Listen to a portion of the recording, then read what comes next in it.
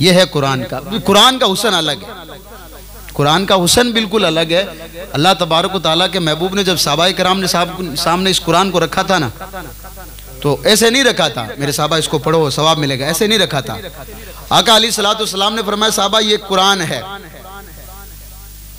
अच्छा कुरान है, क्या करना है? क्योंकि जब हजरत जिब्राइल लेकर आते थे ना इस कुरान को, तो मेरे आका अलैहिस्सलातु वस्सलाम तक लेके आते थे। आका अलैहिस्सलातु वस्सलाम 40 सहाबाए किराम को तैयार रखते थे, इसको लिखना है। और लिखना किस पर है? कोई खजूर की छाल है किसी के पास जानवर की हड्डी है, किसी के पास पत्थर है, उस पर वो लिखा करते थे। और उनकी जिम्मेदारी सिर्फ लिखना नहीं थी, उनकी जिम्मेदारी ये थी कि इनको याद भी करना साथ में। ये जो हमारे सामने ये कुरान है, ये तो बाद में, बहुत बाद में छप करके तैयार हुआ है। और इसकी सबसे बड़ी हम पर ये मेहरबानी हजरत सैयदना उमर इब्न खत्ताब और सैयदना ये हजरत अबू बकर सिद्दीक का जब दौर था, एक जंग हुई थी, उसमें बहुत सारे हाफिज कुरान शहीद होने लग गए। हजरत उमर रदी अल्लाह ताला ने कहा ऐसे तो पूरा कुरान लोगों के बीच में से गायब हो जाएगा। अब हुजूर के बाद हमारी बात कौन मानेगा कि ये कुरान है कि नहीं है? तो हजरत अबू बकर ने कहा अब भाई एक काम करो, कुरान को इकट्ठा करो। और आप लोगों को हैरत होगी इस बात पर, जब कुरान इकट्ठा करने लगे ना, तो हजरत अमीर माविया, क्योंकि हुजूर अलैहिस्सलातु वस्सलाम उनसे कुरान लिखवाया करते थे, और हजरत अमीर माविया का रोल इस्लाम में कोई कम रोल नहीं है। आप के दौर से पहले जहां भी लोग होते थे ना, ये माह रमजान में हमारे यहाँ पर पैसा देकर के लोग कह देते हैं कि भाई सदकाए जो है ये फितर निकल गया। हमारे यहाँ पर लोग कह देते हैं कि भाई गेहूं देकर हम निकल गए। भाई जैसा जिसका घर होता है ना कंडीशन, वैसा उसको सदकाए फितर देना जरूरी होता है। भाई मान लीजिए कि मेरे पास पैसे ज्यादा हैं, तो मुझे चाहिए कि मैं सदकाए फितर या तो बादाम से निकालूं या फिर काजू से निकालूं। तो उस दौर में सहाबाए किराम के पास जो अलग अलग कैटेगरी की जो खजूरें थी ना, वो खजूरों से निकालते थे। फिर हजरत अमीर माविया का जब दौर आया, तो उनको पता चला कि भाई हिंद में जो लोग रहते हैं या दूसरे देशों में जो लोग रहते हैं अरब के अलावा, वहां के लोगों के पास तो खजूर है नहीं, वो कहां से देंगे? तो हजरत अमीर माविया ने ये कानून निकाला कि अगर तुम गेहूं का भी सदका दोगे तो तुम्हारा सदका अल्लाह कबूल करेगा। अच्छा इसके बाद में और आप बात बताओ, तो हुजूर के जमाने में मस्जिद के मीनारे नहीं थे। मस्जिद के मीनारे हुजूर, मस्जिद के जो आप दूर से देख लो ये मस्जिद है, मस्जिद के मीनारे हुजूर के जमाने में नहीं थे। अच्छा लोग जब जब भी आपके सामने जब भी कोई बात करेगा, तो लोग कोई भी आप काम करोगे, मान लीजिए आज की रात है, तो हजारों लोग कह देते हैं ये रात इस्लाम में है ही नहीं। पूछते साहब तो फिर क्या? कहा ये बिदअत है। अच्छा बिदअत का मतलब क्या है? कि जो चीज हुजूर के जमाने में नहीं थी, चाहे वो दुनियावी हो चाहे दीनी हो, बाद में ईजाद की गई, उसको बिदअत कहते हैं। हम भी इसको एक्सेप्ट करते हैं। लेकिन ये बात याद रखें, हुजूर ने फरमाया, एक हदीस है हुजूर की, कि जितनी भी बिदअत है ना बुरी है, जितनी भी बिदअतें बुरी है। इसका मतलब क्या है? इसका मतलब ये कि जो काम इस्लाम और शरीयत से टकराए, फिर अगर आप उसको इस्लाम से जोड़ते हो तो वो बिदअत सय्या है, यानी कि हुजूर ने उसको बिदअत, गलत बिदअत कहा है। और वो काम जो कि इस्लाम से टकराता नहीं हो, बल्कि अगर एक बंदा कोई काम करे, मान लीजिए हुजूर के ज़माने में ये कुरान नहीं था, बाद में हजरत उस्मान गनी रदी, ये हजरत उमर फारूक और हजरत अबू बकर सिद्दीक ने जब कुरान को इकट्ठा किया, उसके बाद में हजरत उस्मान गनी का दौर आया। मालदार आदमी, खूबसूरत आदमी, सब कुछ था पास में। एक बात ज़हन में आ गई कि 2-3 भागों में कुरान जमा किया हुआ है हजरत अबू बकर सिद्दीक का, हजरत उमर का। हम एक काम करते, इस कुरान को एक भाग में लेके आते हैं। इस हजरत उस्मान गनी को इसलिए ज्यादातर लोग जामिल कुरान, कुरान को जमा करने वाला भी कहते हैं। हाँ अच्छा उनसे पूछे कि हुजूर ने कभी उनको जामे कुरान कहा है? क्योंकि हुजूर के जमाने के बाद, हुजूर के जाने के बाद उन्होंने कुरान को जमा किया। और तुर्की की सबसे बड़ी लाइब्रेरी में आज भी वो हजरत उस्मान गनी का वो कुरान मजीद मौजूद है, जिसको हजरत उस्मान गनी ने जमा किया था। और मैं आपको बताऊं ना, तुर्की का तो इस्लाम पर अल्हम्दुलिल्लाह, मैं कह रहा हूं उनके पास तो अल्लाह ने वो दिया है। कौन सी चीज है जो आज उनके पास नहीं है? उनके पास अल्लाह तबारक व तआला ने इसलिए रुतबा भी उनको ऐसा दिया है। तो मैं बात कर रहा था हजरत अमीर माविया की रदी अल्लाह ताला, तो उनके ज़माने में भी ये चीज़ नहीं थी। तो हजरत अमीर माविया को किसी ने एक दिन कहा कि मैं आपके शहर से गुजरा, मुझे कोई मस्जिद नज़र नहीं आई। हजरत अमीर माविया ने कहा मैं, आप क्या कहना चाहते हो? तो हजरत अमीर माविया ने कहा कौन से रास्ते से गुजरे? का ये रास्ता था। तो कहा उस रास्ते पर तो 3 मस्जिदें मेरी बनाई हुई है। अब वो मस्जिदें कैसे कमरे जैसी बनाई जाती थी, उसकी कच्ची जो है छत हुआ करती थी, उस जमाने में ऐसा ही मामला था। अब उन्होंने अपने पास लोगों को बिठाया कि क्या करना चाहिए। तो आप बेटे हजरत अमीर माविया को याद आया कि मस्जिद के लिए कोई अलग सी पहचान होनी चाहिए। आपने उसी मस्जिद में, हर एक मस्जिद में कहा कि एक मीनारा खड़ा कर दो, लोगों को बता दो कि अगर ये दिख रहा है तो समझ लो ये मस्जिद है। ये हजरत अमीर माविया का कमाल है। और अल्लाह तबारक ताला को बड़ी मोहब्बत, अल्लाह तबारक ताला के रसूल को बड़ी मोहब्बत थी हजरत अमीर माविया से। पहले शख्स हैं, हर साहबी हुजूर की बारगाह में जाता था तो अर्ज करता था मेरे माँ बाप आप पर कुर्बान। लेकिन एक मरतबा एक जंग में ऐसा भी मामला आया कि हजरत अमीर माविया तीर चला रहे हैं, हुजूर उनको तीर दे रहे हैं। उनका अंदाज देखा तो हुजूर ने फरमाया माविया मेरे माँ बाप तुम पर कुर्बान। अंदाजा ये है हुजूर अलैहिस्सलाम की मोहब्बत का। इसलिए हमने पढ़ा नहीं तो लोग हमें कुछ भी कह करके निकल जाते हैं। साहबाए कराम एक वो हस्ती है, अल्लाह का वली, गौस हो, कुतुब हो, कोई भी हो, अगर वो आज पैदा होता है 70 साल की उम्र, 100 साल की उसकी उम्र होती है, अल्लाह अल्लाह करते हुए मर जाए, फिर भी वो साहबा के मकाम तक नहीं पहुंच सकता। ये बात याद रखिए। इसकी वजह बताऊं आपको, इसकी वजह यह है कि उन्होंने हुजूर को देखा है, और देखा भी नहीं है, उस वक्त हुजूर पर ईमान लाए थे जिस वक्त दीन को लोगों को जरूरत थी, है कि नहीं है। तो हम लोग आज जमा हुए हैं उन लोगों की सुन्नत को अदा करने के लिए जिन लोगों ने हम तक दीन पहुंचाया था। आज की रात को कहते हैं शबे बराअत। बारात अलग होता है, बराअत अलग होता है। BARR करना पड़ेगा आपको आगे। बारात का तो जो मतलब होता है ना, उसका मतलब यह है लेके जाना, काफले के साथ जाना। जो आप आम शादियों में जाते हैं, भाई काफला हम बारात में ले जाते हैं इकट्ठा करके लोगों को। इसको बराअत का मतलब यह है किसी को आजाद करना। अच्छा, आजाद क्या है? तो जामे तिर्मिजी में रिवायत आपको मिलेगी। फरमाते हैं कि अम्मा आयशा सिद्दीका रज़ी अल्लाह तआला अन्हा हुजूर अलैहिस्सलाम की बीवी है, हम सब की माँ है। वो कहती हैं कि एक मरतबा मैंने देखा कि हुजूर अलैहिस्सलाम कमरे में मौजूद नहीं थे। मैं बाहर निकली, मैंने देखा हुजूर अलैहिस्सलाम की खुशबू से कि हुजूर उधर गए। अब गए कहाँ हुजूर? हुजूर गए उस पहाड़ के दामन में जिसमें 70 सहाबाए कराम आराम फरमा रहे हैं, जिसको शोहदाए ओहद की कब्र कहा जाता है। आप वहां जब जाओगे तो चारों तरफ जाली की हुई है, 2 कब्रें सलामत है, बाकी पर उन्होंने मतलब मैदान बना दिया है। 2 कब्रें सलामत है। हजरत अमीर हमजा की कब्र सलामत है। जब आप इस तरफ से देखोगे तो इंशाअल्लाह तबारक तआला एकदम सामने से नजर आएगी। एक पास में कब्र है, उनका नाम मुझे वहां बताया गया ना, उस पर कुछ लिखा हुआ है। सबसे बड़ी, आप कहीं पे भी चले जाओ, आपको कोई भी चीज बताने के लिए बोर्ड लिखा होता है।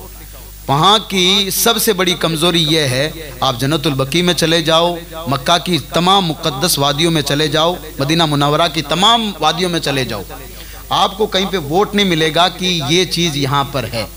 इसकी वजह आपको मैं बता देता हूँ। जन्नतुल बकी में जहाँ हुजूर अलैहिस्सलाम का रोज़ा आपको जहाँ से साफ नजर आता है।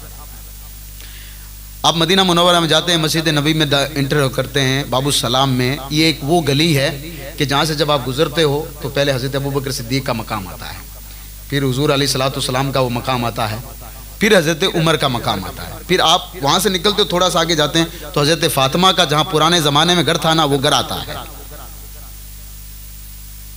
और जब आप फिर आप उस पढ़ते हैं ना आला हजरत को, तो आपको बिल्कुल ऐसा लगेगा कि आला हजरत यहीं थे, हुजूर के ज़माने में आला हजरत ने ये जब बातें लिखी है। ईमानदारी से कह रहा हूँ। वहाँ से जब निकलते हो तो उस ज़माने में आज आपको बाबू सलाम से दाखिल किया जाता है, पहले बाबुल बकी से दाखिल किया जाता था। यानी कि पहले इस दरवाजे से दाखिल किया जाता था, आज उधर से आना होता है। पहले इस दरवाजे से आने की हिकमत थी।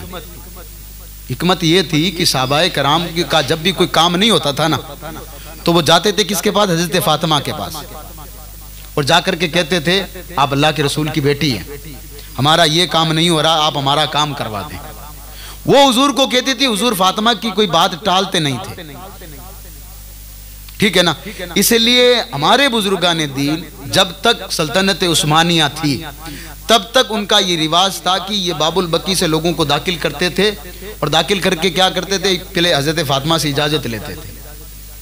सलाम करते थे, सलातु व सलामु अलैका या सैयदुल मुरसलीन। तो फिर वो कहते थे, जाकर अर्ज करते थे कि आका अलैहिस्सलातु वस्सलाम की प्यारी बेटी आप, आपकी कोई भी बात टालते नहीं थे आका अलैहिस्सलातु वस्सलाम। मैं बड़ा दूर से आया हूँ, गुनहगार बंदा हूँ, हुजूर की बारगाह में हाजिर होने आया हूँ। आप एक काम करें, हुजूर की बारगाह में अर्ज कर देना कि मेरी ये जो बात है, मेरी कोई तकलीफ है, उसको दूर करवा दें। इसके बाद में आप जाते हैं, हुजूर फातिमा की जो है घर से आज निकलते हैं, आपको एक शख्सियत मिलेगी जिसका नाम है फारूक आजम रदी अल्लाह ताला अन्हु। ये वो कौन सी शख्सियत है भाई? देखो, आप जब मज़ार जिस वक्त बनाया गया था ना, लोगों ने भी सोच रखा था, अल्लाह की मंशा भी यही थी। तरीका कैसे अपनाया गया? फातिमा से आप इजाज़त लेकर निकलते हैं तो ये हज़रत उमर फारूक रदी अल्लाह ताला अन्हु का दरवाज़ा आता है। अच्छा, आता है ना, तो इसका मतलब ये है कि हज़रत उमर रदी अल्लाह ताला अन्हु, ये वो उमर है, हुजूर अलैहिस्सलातु वस्सलाम मक्का में खड़े होकर के तमाम लोगों के सामने कह रहे हैं, लोगों इस उमर को देख लो, मेरे बाद कोई नबी नहीं आएगा, लेकिन अगर कोई नबी होता तो ये उमर होता। आप जाते हो तो हजरत उमर की बारगाह में जाते ही आपको ये हदीस पहले याद आ जाती है आपके जहन में। आपने पढ़ी या नहीं पढ़ी है? मैंने पढ़ी इसलिए मेरे जहन में आएगी, लेकिन कई लोगों की बात है कि नहीं पढ़ी फिर भी यह बात याद जाती है। आप जाकर सिर्फ कहते हैं अस्सलातु व सलामु अलैका या अमीरुल मोमिनीन फारूक आजम रदी अल्लाह ताला अन्हु। आपको अल्लाह के रसूल अलैहिस्सलातु वस्सलाम ने ये इतनी बड़ी डिग्री दी, अगर आप मेरे बाद कोई नबी नहीं आएगा, लेकिन अगर आता ना तो उमर आप जैसा कोई शख्स होता, आप होते वो। फिर इसके बाद सीधा तो तीसरा दरवाजा है ना, एक बड़ा सा उसके अंदर हॉल है, वो सीधा हुजूर अलैहिस्सलातु वस्सलाम का रोजा है, हुजूर अलैहिस्सलातु वस्सलाम का रोजा है। तो आज की इस रात के बारे में सबसे पहले, क्योंकि बराअत का मतलब होता है आजादी, तो अम्मा आयशा सिद्दीक़ा रदी अल्लाह ताला अन्हा पीछे गई तो आका अलैहिस्सलातु वस्सलाम ने पूछा पीछे क्यों आई हो, रात का वक्त है, क्यों आई हो? क्योंकि गुंबद खजरा से जहां पर आका अलैहिस्सलातु वस्सलाम रहा करते थे, भाई जहां आका अलैहिस्सलातु वस्सलाम की कब्र अनवर है ना, वह अम्मा आयशा का हुजरा था, वहां रहती थी। और मैंने आपको पिछली शायद में आपको बताया होगा कि जहां नबी का विसाल होता है वहां से नबी को लिया नहीं जाता, वहीं पर नबी की कब्र बनाई जाती है। इसलिए मिस्र से लेकर के फिलिस्तीन के बीच में जो बंजर जमीन पड़ी हुई है ना, अल्लामा इब्न जोजी ने लिखा है कि यहाँ पर 70 सहाबाए कराम के मज़ारात है मौजूद है, क्योंकि वो लोग यहाँ हिजरत करते करते किसी का इंतकाल हो गया, उनको वहीं दफना दिया गया। तो अम्मा आयशा कहती या रसूलुल्लाह सल्लल्लाहु अलैहि वसल्लम, मुझे ऐसा लगा कि आप आपकी और किसी एहलिया के पास चले गए। भाई औरत है, दिल में कभी कभार ख्याल भी आ जाता है। यहाँ से ये भी पता चलता है कि औरत चाहे कोई भी हो, ख्याल किसी के दिल में भी आ सकता है। अच्छा, वो तो आका अलैहिस्सलातु वस्सलाम ने पूछा तो आका ने फरमाया आयशा नहीं जानते हो आज रात कौन सी है? तो कहा रसूलुल्लाह कौन सी रात? कहा आज निस्फ शाबान यानी शाबान के महीने का आधा महीना गुजर चुका है, 14 दिन गुजर चुके हैं, 15वीं रात है। जामे तिर्मिजी में हदीस की 4थे नंबर पे या 3 नंबर पे किताब आती है, बुखारी, मुस्लिम, अबू दाऊद, इसके बाद जामे तिर्मिजी आएगी या फिर इब्ने माजा आएगी, दोनों किताबों में एक लेके आएंगे, कोई भी आप जो हदीस आपको पढ़ाएगा। तो कहा रसूलुल्लाह इस रात होता क्या है? अब मेरे आका अलैहिस्सलातु वस्सलाम ने जब समझाने की जो तरीका है ना, वो इतना खूबसूरत तरीका था कि कोई भी माइल हो जाए। कहा आयशा बनो कल्ब को जानते हो? कहा बहुत बड़ा कबीला है या रसूलुल्लाह ये तो। कहा इसके पास सबसे ज्यादा क्या है? कहा बकरियां हैं। मक्का में जब भी किसी को जरूरत पड़ती है तो वहीं से बकरी लेकर आता है, जिस नस्ल की बकरी वहां से मिल जाती है। आका अलैहिस्सलातु वस्सलाम ने ये नहीं कहा कि उनके पास बकरियां कितनी, उनके तादाद के बराबर नहीं। आयशा बन्नो कल्ब की जो बकरियां हैं ना, उनके बाल के बराबर अल्लाह तबारक व तआला इस रात में लोगों के गुनाहों को माफ करता है। अंदाज ये है आका अलैहिस्सलातु वस्सलाम के बताने का।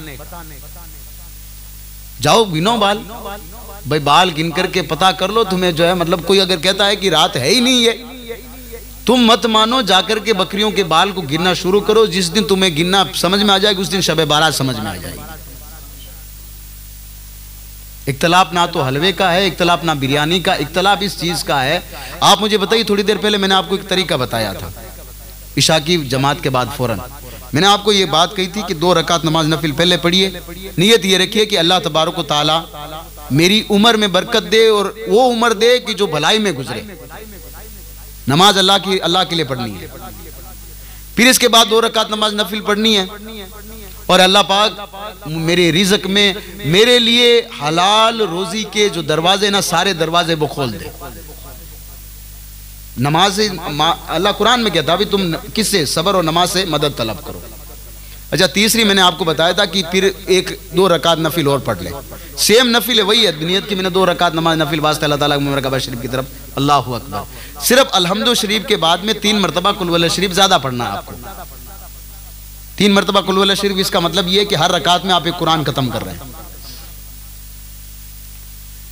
अब ये तीसरी रकात आप पढ़ रहे हो तो अल्लाह की बारगाह में दुआ करो, अल्लाह पाक ये जो तीसरी ये जो अब नफिल अब मैं पढ़ रहा हूं ना, मैं 2-4 मैंने पढ़ लिए, अब मैं ये जो नफिल पढ़ रहा हूं अल्लाह इसकी बरकत से तेरे अलावा मुझे और किसी का मोहताज मत करना।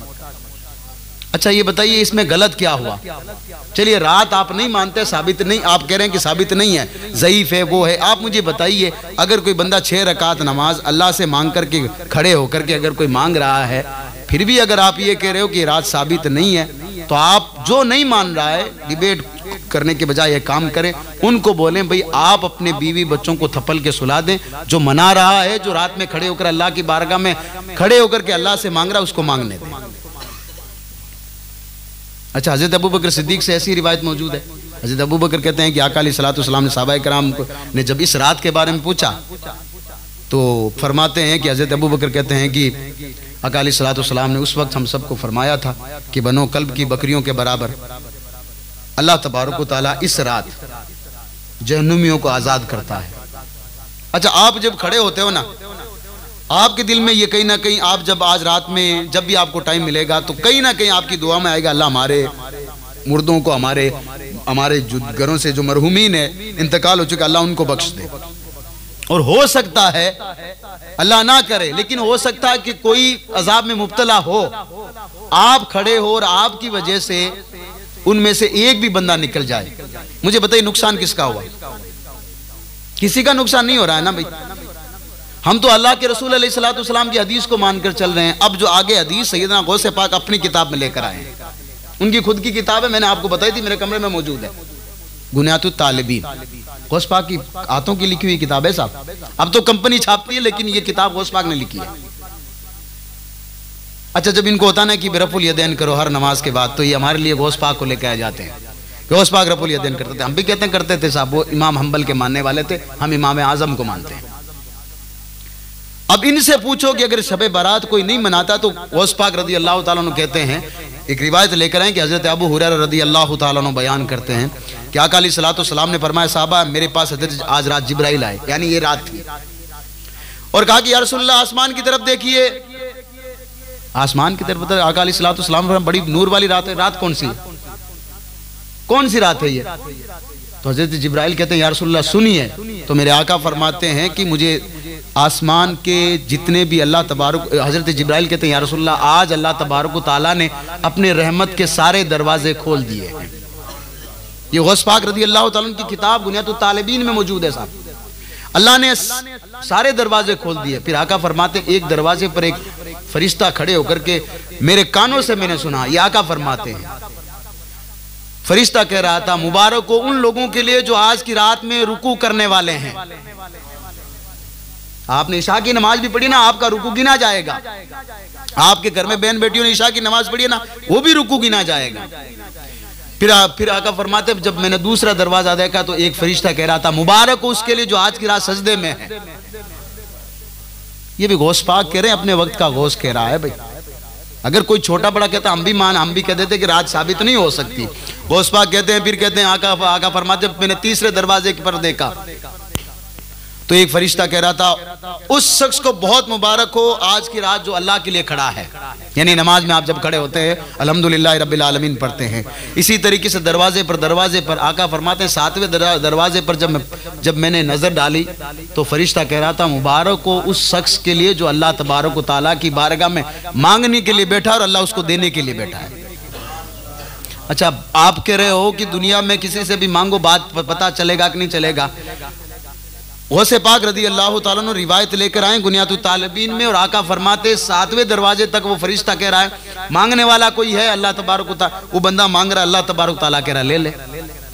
मैंने रिवायत आपके सामने कई मरतबा रखी होगी, मस्जिद नबवी है, कच्चा एकदम जो है उसका ये आंगन है, साहबा बैठे हुए हैं, हुजूर भी बैठे हुए हैं। एक शख्स आया और अल्लाह की बारगाह में अर्ज करता है, अल्लाह मैं तुझसे इसलिए मांगता हूं कि तू मेरा मालिक है।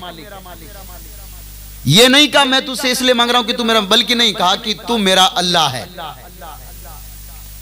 मैं फिर से कह रहा हूं, मैंने ये बात पहले जब कही थी, फिर से कह रहा हूं, अगर बेटा अगर बाप से मांगे और वो कहे कि मैं पैसे आपसे इसलिए मांग रहा हूं कि तू मेरा बाप है, तो बाप 2 थप्पड़ मारेगा उसको। ये बताने की बात नहीं है, लेकिन वो कह रहा, वो बंदा कह रहा है कि मैं इसलिए मांग रहा हूं, तू मेरा अल्लाह है। आका अलैहिस्सलाम फरमाते हैं, अगर किसी को जन्नती शख्स देखना हो तो इस शख्स को देख लो। भाई वो अल्लाह से मांग रहा था बंदा ना भाई। तो इस रात में आप खड़े होकर के किसके लिए आए हैं? ना किसी इमाम के लिए आए, ना किसी मौलाना के लिए आए, आप आए अल्लाह तबारक व तआला के लिए। एक बात याद रखें, इसके बाद में आपको अगर रुकू भी आप करोगे, सजदा भी करोगे, आप यहाँ तक कि तस्बीह भी पढ़ोगे, किसके लिए? अल्लाह तबारक व तआला के लिए। दुरूद जो पढ़ोगे ना वो नबी पाक सल्लल्लाहु अलैहि वसल्लम पर पढ़ोगे। ये तो हमारा खुला अकीदा है। अच्छा, फिर आका अलैहिस्सलाम गौस पाक रज़ी अल्लाह तआला फरमाते हैं, ये तो रात का पहला हिस्सा हो गया। फिर हज़रत आका फरमाते हैं कि हज़रत अबू हुरैरा कहते हैं रज़ी अल्लाह तआला अन्हु, कहते हैं कि फिर जब तीसरी रात का दूसरा पहर आया, फिर जिब्राइल आए मेरे पास, कहा या रसूलल्लाह आसमान की तरफ देखिए। आका अलैहिस्सलाम फरमाते, मैंने आसमान की तरफ देखा तो अल्लाह तबारक व तआला ने मग़फ़िरत के जितने दरवाजे थे और बरकत और रोज़ी के जितने दरवाजे थे वो अल्लाह ने सारे खोल रखे थे। अब जिस चीज़ का रोना हम रो रहे हैं, वो उस चीज़ को हम जो है सिरे से इनकार करके बैठे हैं कि शब बारात नाम की कोई चीज़ ही नहीं है, और भाग करके लोगों में शिकायत कर रहे हैं कि महंगाई बहुत ज़्यादा है, बरकत नहीं हो रही है। एक चीज़ आपको बता दूं, नबी पाक सल्लल्लाहु अलैहि वसल्लम की एक हदीस का खुलासा है। आका फरमाते हैं कि जब एक दौर आएगा, नोट कर लेना इस बात को, एक दौर आएगा तो उस दौर के कुछ लोग होंगे जो फुकहा से नफरत करेंगे। ये फुकहा कौन है मैं आपको बता देता हूँ। वो लोग जिन्होंने कुरान पढ़ा, हदीस पढ़ी, इसके बाद में जो काम हुजूर के जमाने में नहीं था, अब उनके सामने मसला पूछा गया। मिसाल के तौर पर हुजूर के जमाने में मोबाइल फोन नहीं था, आप गए मुफ्ती साहब के पास, मुफ्ती साहब मेरे पास मोबाइल है, इसके अंदर एक चीज है, इसका इस्तेमाल करना कैसा है, आप मुझे कुरान से और हदीस से बताइए। तो सीधी सी बात है, अगला कहेगा कुरान और हदीस में मोबाइल का तो जिक्र नहीं है। हाँ, इशारातन कोई ना कोई चीज मिल जाएगी, उसका मुशाबा करते हुए मैं इसका फतवा दे सकता हूँ। कबूल करते हो या नहीं करते हो? अब वो तो फिर नहीं, हमें तो कुरान और हदीस बताइए, वरना तो मोबाइल को लेंगे ही नहीं, ये आप तो कभी कहोगे ही नहीं। भाई इसका भी इनकार करो ना, जब इनकार करने पर आओ।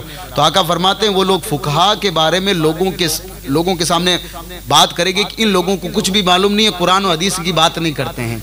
फिर आका फरमाते हैं अल्लाह तबारक व तआला उन लोगों को 3 सजाएं देगा। एक ये कि अल्लाह उनकी घर की बरकत को उठा लेगा, अल्लाह उनकी बरकत को उठा लेगा। नंबर 2 पे अल्लाह तबारक व तआला उन पर जालिम बादशाह मुसल्लत कर देगा। फिर वो लोग अल्लाह की बारगाह में दुआ करेंगे, अल्लाह तबारक व तआला इसको हटा दे, तो अल्लाह तबारक व तआला उनकी दुआओं को रद्द कर देगा। ये बातें सारी हुजूर ने कही है।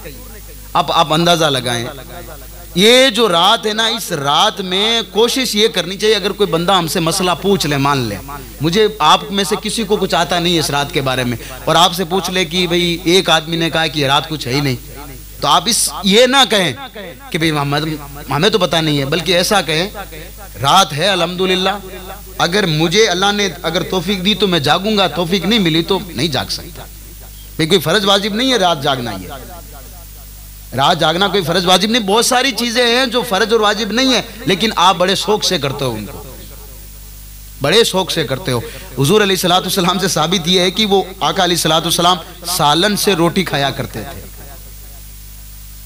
हमारे सामने जितनी भी डिश होती है ना, हम सब खा लेते हैं, कभी नहीं पूछते हुजूर ने खाया कि नहीं खाया। ये पनीर हुजूर से साबित है, बुखारी में हदीस पाक है कि एक साहबी थे, इतने गुनाह करते थे वो, इतने गुनाह करते थे, कभी कभी हुजूर कहते थे इनको कोड़े मारो।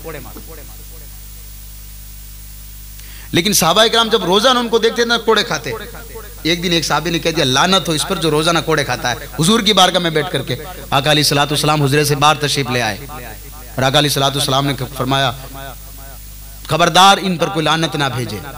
ये मेरा भी महबूब है, अल्लाह का भी महबूब है। अच्छा, वो सहाबा इकराम सोच रहे हैं कोड़े रात दिन खाता है ये बंदा, अल्लाह के रसूल इसको सजा रोजाना देते हैं, फिर भी ये महबूब है। महबूब किस चीज का? तो मुल्ला अली कारी रहमतुल्लाह ताला अलैह इसकी तशरीह करते हुए लिखते हैं कि उसकी दो रीजन मिलते हैं कि अल्लाह के रसूल ने क्यों कहा। एक तो उस शख्स के पास कोई काम नहीं था, हुजूर की बारगाह में हमेशा बैठा रहता, साहबी थे भैया, और अल्लाह तबारक व तआला ने हर एक साहबी से जन्नत का वादा किया है। मैं फिर से कह रहा हूं, एक आदमी बचपन से लेकर माँ की कोख से पैदा होता, अल्लाह अल्लाह अल्लाह करते करते 100 साल की उम्र हो जाती, फिर भी उसकी ज़बान अल्लाह अल्लाह से रुकती नहीं है, खाना नहीं खाता, पानी नहीं पीता, कुछ भी नहीं, सिर्फ अल्लाह अल्लाह करता, फिर भी वो साहबी के मकाम तक नहीं पहुंच सकता। साहबी साहबी होता है क्योंकि हुजूर को देखा है, बस वो बात खत्म। वो एक आपने सुना होगा, हज का मौसम है, हुजूर अलैहिस्सलातु वस्सलाम ये उम्रे का या फिर हज का, दोनों में से एक रिवायत है ये।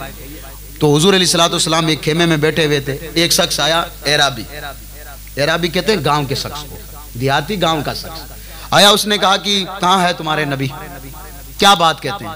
तो एक साहबी ने कहा वो बात ये कहते हैं कि भाई अल्लाह तबारक व तआला के अलावा कोई इबादत के लायक नहीं है, और वो अल्लाह के आखिरी रसूल हैं, और वो जो कुरान लाए उसको एक्सेप्ट करो, ये जो खाना काबा है ये अल्लाह का घर है, इसका तवाफ करो, अल्लाह तुम्हारे गुनाह माफ कर देगा।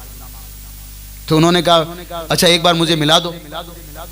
तो खेमे के अंदर हुजूर अलैहिस्सलातु वस्सलाम का ज़्यादा प्रोटोकॉल नहीं था, क्योंकि हुजूर अलैहिस्सलातु वस्सलाम को अल्लाह तबारक व तआला ने भेजा ही इसलिए था।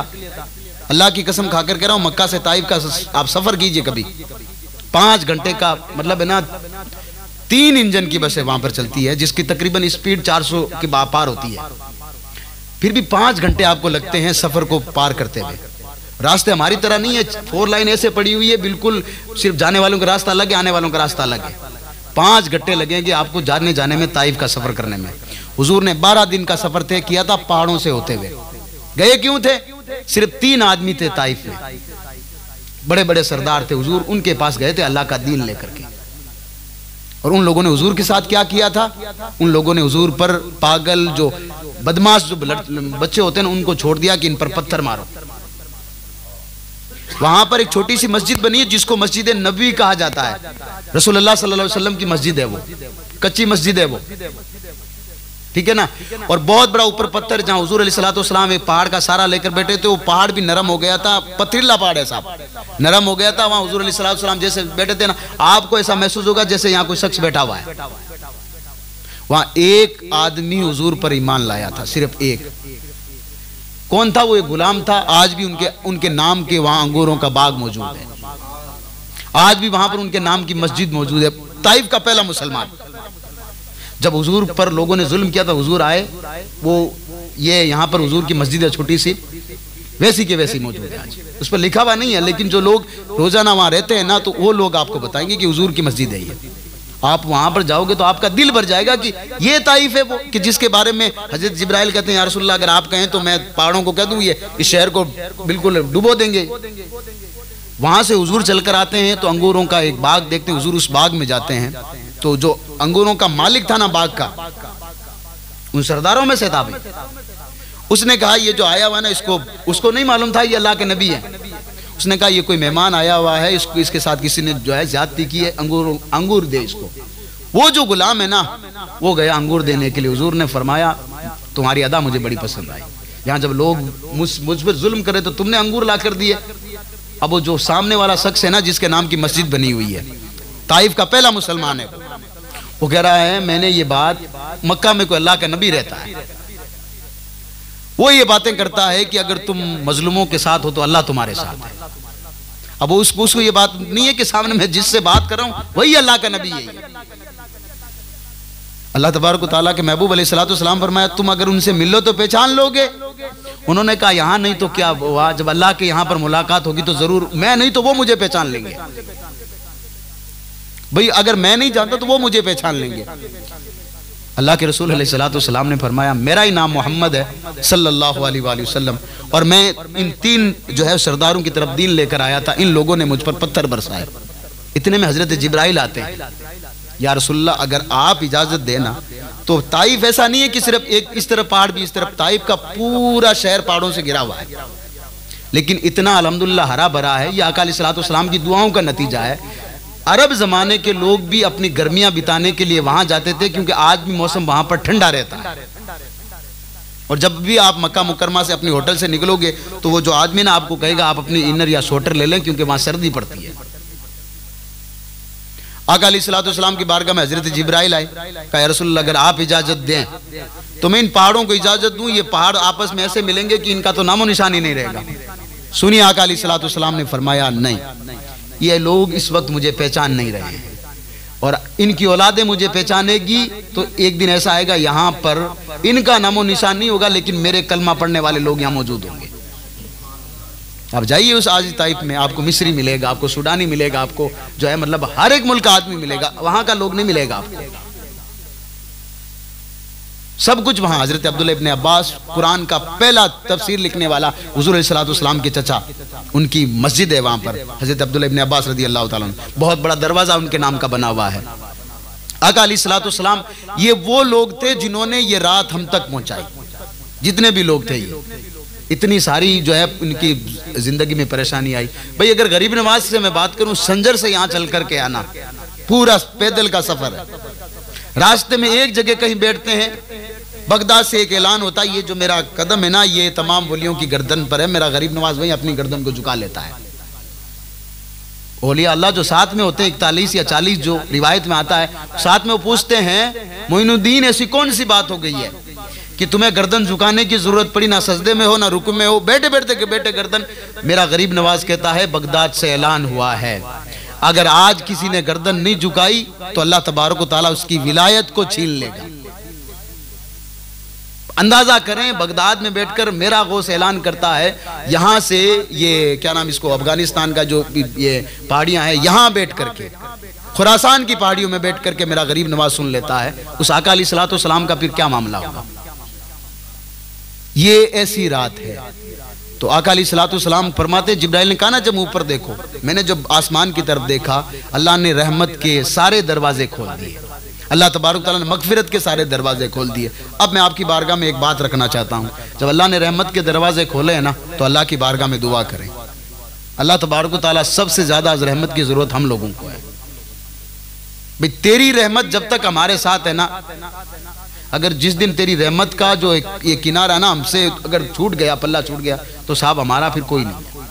अल्लाह तबारक तआला रहमत के दरवाजे जब भी तू आज खोलता है ना, तो अल्लाह तबारक तआला तेरी रहमत के जितने भी कतरे ना अल्लाह तबारक तआला मेरी झोली में डाल दे। और जब मगफिरत के दरवाजे जब खोले जाते तो अल्लाह की बारगाह में दुआ करो, अल्लाह मेरी मगफिरत कर दे, मेरे माँ बाप को बख्श दे, मेरे खानदान में जितने भी लोग दुनिया से इंतकाल कर गए ना, परवरदिगार उनकी मगफिरत फरमा। ये ऐसी रातें हैं, आप अल्लाह से दुआ करें। दुआ अल्लाह से करनी है। मैंने जुम्मे में ये बात कही थी, वसीला आप किसी का भी दे सकते हो, अपने पीरो मुर्शिद का दें, माँ बाप का वसीला दें, वसीला किसी का भी दे सकते हैं। तो ये वो रात है, और अल्लाह तबारक व तआला ने इन रातों की जिन लोगों ने कदर की है ना, आप उनको देखें, कोई अगर औरत ने कदर की है तो उसको अल्लाह तबारक व तआला ने राबिया बसरिया बनाकर खड़ा किया। पैदा कब होती है ये? बसरा के ऐसे गांव में पैदा होती है जिस बाप के यहाँ पर पहनाने को कपड़े नहीं है, नाप में डालने को तेल मौजूद नहीं है, औरत की डिलीवरी हो जाती है लेकिन डिलीवरी का कोई सामान मौजूद नहीं है, घर में खाने के फाके हैं। लेकिन हजरत राबिया बसरी के जो वालिद गिरामी है, वो ये नहीं चाहते कि मैं लोगों से भीख मांगूं, क्योंकि हुजूर ने फरमाया बेटी रहमत बनकर आई है। लेकिन माँ का दिल माँ का होता। माँ ने जाकर कहा कि जाकर के लोगों से मांग क्यों ले आते, जाकर के कहिए कि कपड़ा दीजिए हमारे घर में बेटी हुई है, खाना दीजिए हमारे घर में बेटी हुई है, हम भी तो लोगों को देते हैं। वो बाहर गए, एक दो लोगों के दरवाजे पर जब नोक किया तो लोग कहते हैं बेटी हुई है। उस वक्त लोग जो है बेटी को मनूस माना करते थे। जमाना इन बेटियों ने भी कम नहीं देखा, लेकिन अल्लाह के रसूल अलैहिस्सलाम की ये जो है मतलब सबसे बड़ी रहमत इन्हीं के काम आई कि अल्लाह ने इनको जिंदगी अता कर दी। ये अलग चीज है कि आज हमने एहसान भुला दिया उनका। आपने सोच लिया कि पर्दा हमारी जो है मतलब कामयाबी में रुकावट बन रही है, सब कुछ बन रही है। उस नबी पाक सल्लल्लाहु अलैहि वसल्लम की सीरत को एक मरतबा अपने जहन में डाल कर देखो यार। जब तुम्हारा वजूद नहीं था ना, तुम्हारा वजूद जब खत्म कर दिया जाता था ना, वो नबी तुम्हारे लिए खड़े होकर के कहने लगा ये मेरे लिए, ये तुम्हारे लिए, तुम्हारे घर में रहमत बन करके आई है। अबू राबिया बसरी रज़ी अल्लाह तआला अन्हा घर में है, अभी वो बाहर गए, कोई जो है नाप में डालने को तेल तक नहीं दिया था। वो जो है मतलब अपनी बीवी से नजरें चुरा कर आकर एक कोने में बैठे, आंख लगती है। राबिया बसरिया के जो वालिद है ना, उनके ख्वाब में आका अलैहिस्सलातु वस्सलाम तशरीफ लाते हैं और तशरीफ ला कर कहते हैं घबराने की जरूरत नहीं है, अल्लाह तुम्हें मुबारक करे, अल्लाह ने तुम्हें बेटी अता की है। और खुशखबरी कितनी बड़ी देते हैं जानते हो? आका फरमाते हैं आगे जाकर के अल्लाह तबारक व तआला ने इस खातून को इतना बड़ा रुतबा दिया है, ये आगे जाकर के राबिया बसरिया के नाम से इतनी मोतबर होगी कि अपने ज़माने की सबसे ऊंची जो है मतलब लेवल की आलिमा यही खातून मानी जाएगी, जिसके पास हज़रत जुनैद बगदादी जैसा शख्स आकर कहेगा राबिया ये बता काम ऐसा कौन सा करती है कि अल्लाह तबारक व तआला के फरिश्ते तेरा जिक्र करते हैं। जुनैद बगदादी कोई कम इंसान नहीं है। पानी पे अगर उसको पार करना होता तो कश्ती का सहारा नहीं लेता है, जनीवाज बिछाता है और कहता है मुझे पार होना है, उसको दरिया पार करवाता है। वो जुनैद बगदादी राबिया बसरी रज़ी अल्लाह तआला अन्हु के पास आका अलैहिस्सलातु वस्सलाम जाते वक्त कहते हैं ये पर्ची है और बसरा का जो इस वक्त का बादशाह ना उसके हाथ में दे देना, फिर देखो तुम्हारे घर में बेटी रहमत बनकर आई कैसे। वो आँख खुलती है, अल्लाह की बारगाह में दो शुक्र के सजदे अदा करते हैं। उनको मालूम था यार दौलत कितनी बड़ी मिली है, हुजूर अलैहिस्सलातु वस्सलाम का दीदार हो गया। सबसे बड़ी दौलत ये है, हुआ किसकी वजह से? हजरत राबिया बसरिया की वजह से। वो घर में आई, हुआ। अब जब बसरा के जो बड़ा सबसे बड़ा जो उस वक्त का मालिक बादशाह था ना, उसके पास कहा कि ये जो हमारे गांव में सबसे गरीब आदमी नहीं हमारे शहर में, वो आपसे मिलने आया। बादशाह ने कहा क्या ऐसी कौन सी बात है? लेकिन जब अल्लाह तबारक व तआला अकल देता है ना, तो बात याद रखे जालिम को भी सुनना पड़ता है। कई मरतबा आपने देखा होगा सबसे बड़ा जालिम होता है, लेकिन काम अल्लाह उससे बेहतरीन तरीके से ले लेता है। हज्जाज बिन यूसुफ नाम का शख्स है, अल्लाह ने बादशाही दी, लेकिन जालिम इतना की तारीख आज जब उसके आज लिखी जाती है ना, तो लोग खून के आंसू रोते हैं। लेकिन अल्लाह ने कहा मैं काम कैसे लूं? देखूं तो कुरान है ना तुम्हारा, ये जेर जबर नहीं था, जेर जबर पेश, दो जबर दो जेर दो पेश, जज़म तस्दीद, ये ना जो हज्जाज बिन यूसुफ से लगवाई थी अल्लाह तबारक तआला ने। तो वो कहता है मैं तो जब जालिम को हुक्म देता हूँ मेरा तो वो भी मानता, क्योंकि मैं तो सबका मालिक हूँ। उसका दिमाग आया तो उसने कहा बुलाओ उसको। तो वो जाकर के एक पर्ची दे दी उसके हाथ में। लेकिन भले कुछ भी हो, पर्ची जब उसने लेकर के पर्ची को ऐसे किया, जैसे ही कूड़े डाल जो है मतलब फेंकने की कोशिश की, तो उसने पर्ची का किनारा देखा। उसने पर्ची देखते ही कदमों में जाकर गिर पड़ा। लोगों ने कहा बादशाह होते हुए गरीब आदमी के कदमों में गिरा, वजह क्या है इसकी? तो आधे से ज्यादा लोग जो बैठे हुए थे उनको मालूम था इनके घर में अल्लाह की रहमत बनकर एक बेटी आई है, अल्लाह ने इज्जत भी दी है तो बेटी की वजह से। उनको ये नहीं पता था ये जो खत है इसमें है क्या। कहा कि तू तेरा घर कहां पर है, वहां ले चल मुझे पहले। तो उसने कहा घर पे नहीं। तो उसने अपना जो तख्त है ना राबिया बसरी के बाप के हवाले कर दिया। जिस गरीब को कोई गिनता नहीं था ना, आज राबिया बसरी का बाप एक बादशाह के तख्त पर बैठा हुआ है। जो माँ कहती थी किसी से कपड़े ले जाओ, मेरी बेटी को कपड़े पहनाने हैं, मेरे पास खाने का सामान नहीं है, वो आज बादशाह की कुर्सी पर बैठा। बादशाह पग दबाते हुए कहता है बता किस चीज की जरूरत है। लोग कहते हैं भाई आज इस बादशाह को ऐसा क्या हुआ। तो बादशाह ने कहा लोगों सबको इकट्ठा करो, मैं तुम्हें एक बात बताना चाहता हूं और आज तुम्हारे सामने तौबा करना चाहता हूं। वजह अब सुनिए आप इसकी। कहा ये जो शख्स है ना, ये इसके ख्वाब में अल्लाह के रसूल तशरीफ लाए। ये जो कुर्सी पर बैठा हुआ ना, ये अल्लाह के रसूल इसके घर पे तशरीफ लाए रात में। तो आपको कैसे पता? कहा ये देखो अल्लाह के रसूल अलैहिस्सलातु वस्सलाम ने मेरे नाम एक मैसेज छोड़ा है। कहा इस बंदे को 400 दिनार से इसकी मदद कर दो, कयामत के दिन तुम्हारी मदद मैं करूंगा। राबिया बसरी बच्ची आई थी घर में, 400 दिनार उस वक्त के कितने होते हैं? वो सामने जो शख्स बैठा ना, उसने वो कागज पढ़ा नहीं था। कागज राबिया बसरी के वालिद ने भी नहीं पढ़ा था। हुजूर फरमाते हैं आज तुम इसकी मदद कर दो, कयामत के दिन मैं तुम्हारी मदद करूंगा। अब वो बंदा जो बादशाह था ना, उसने कहा तौबा करता हूँ, हुजूर से सच्ची मोहब्बत करूंगा, नमाज नहीं छोड़ूंगा। देखिए अल्लाह तबारक व तआला जिसको हिदायत देना अपने आप उसी राह पर आ जाता है। राबिया बसरी आगे जाकर के वही राबिया बसरिया है कि किसी ने पूछा मसला कि क्या कोई खातून बालिग होने के बाद बालिग मर्द के पास बगैर पर्दे के पढ़ सकती है। मसला जब पूछा गया तो कितना जो मसला बताने वाले ने, मुफ्ती साहब ने या कोई भी था बताने वाले ने क्या बताया जानते हो? बगैर पर्दे के। सवाल ये पूछा कि कोई बालिग बच्ची हो गई है, मतलब मान लीजिए 20 साल की बच्ची और 20 साल का पढ़ाने वाला बच्चा है, उस्ताद 20 साल का है और पढ़ने वाली बच्ची 20 साल की या 15 साल की है, बालिग में गिनी जाती है। बगैर पर्दे के क्या वो पढ़ा सकता कि नहीं पढ़ा सकता? और उन्होंने कितना खूबसूरत जवाब दिया, सुनिए। का पढ़ाने वाला जुनैद बगदादी हो, पढ़ने वाली हजरत राबिया बसरिया हो, अगर बीच में पर्दा ना हो तो उनके लिए भी जायज नहीं। पूछा गया आपने ये सीधा कह देते, तो कहा सीधा मैं कैसे कह देता, जब वो पैदा होती तो उसके घर में हुजूर तशरीफ लाते हैं, उनके लिए इजाजत नहीं है।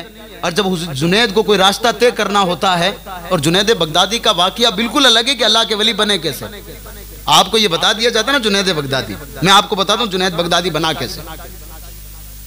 ये आप लोगों को जो रात बताई जा, लोग कहते थे ना इस रात में कुछ नहीं, मैं आपको बताता हूँ रात है क्या। सुनिए इस रात को, इन रातों की जिन लोगों ने कदर की है ना, उन लोगों ने जुनैद बगदादी बनाया है।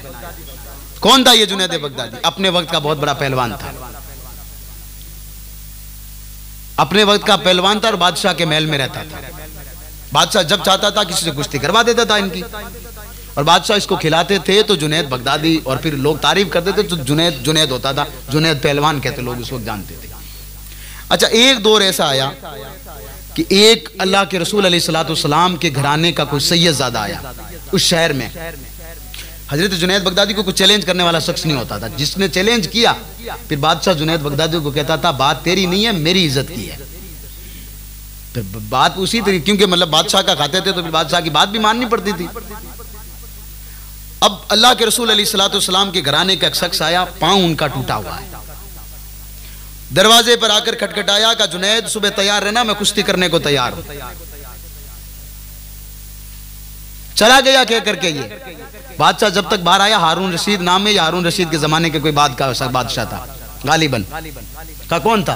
तो ये वजीर जो बाहर जो पैरा लगाने वाले, उन्होंने कहा कोई एक जो है माजूर सा शख्स था, उसने ये कहकर गया कि सुबह जुनैद तैयार रहना, मैं आ रहा हूं, कुश्ती लड़नी है। बादशाह का जो है ना, रात भर बादशाह को नींद नहीं आई।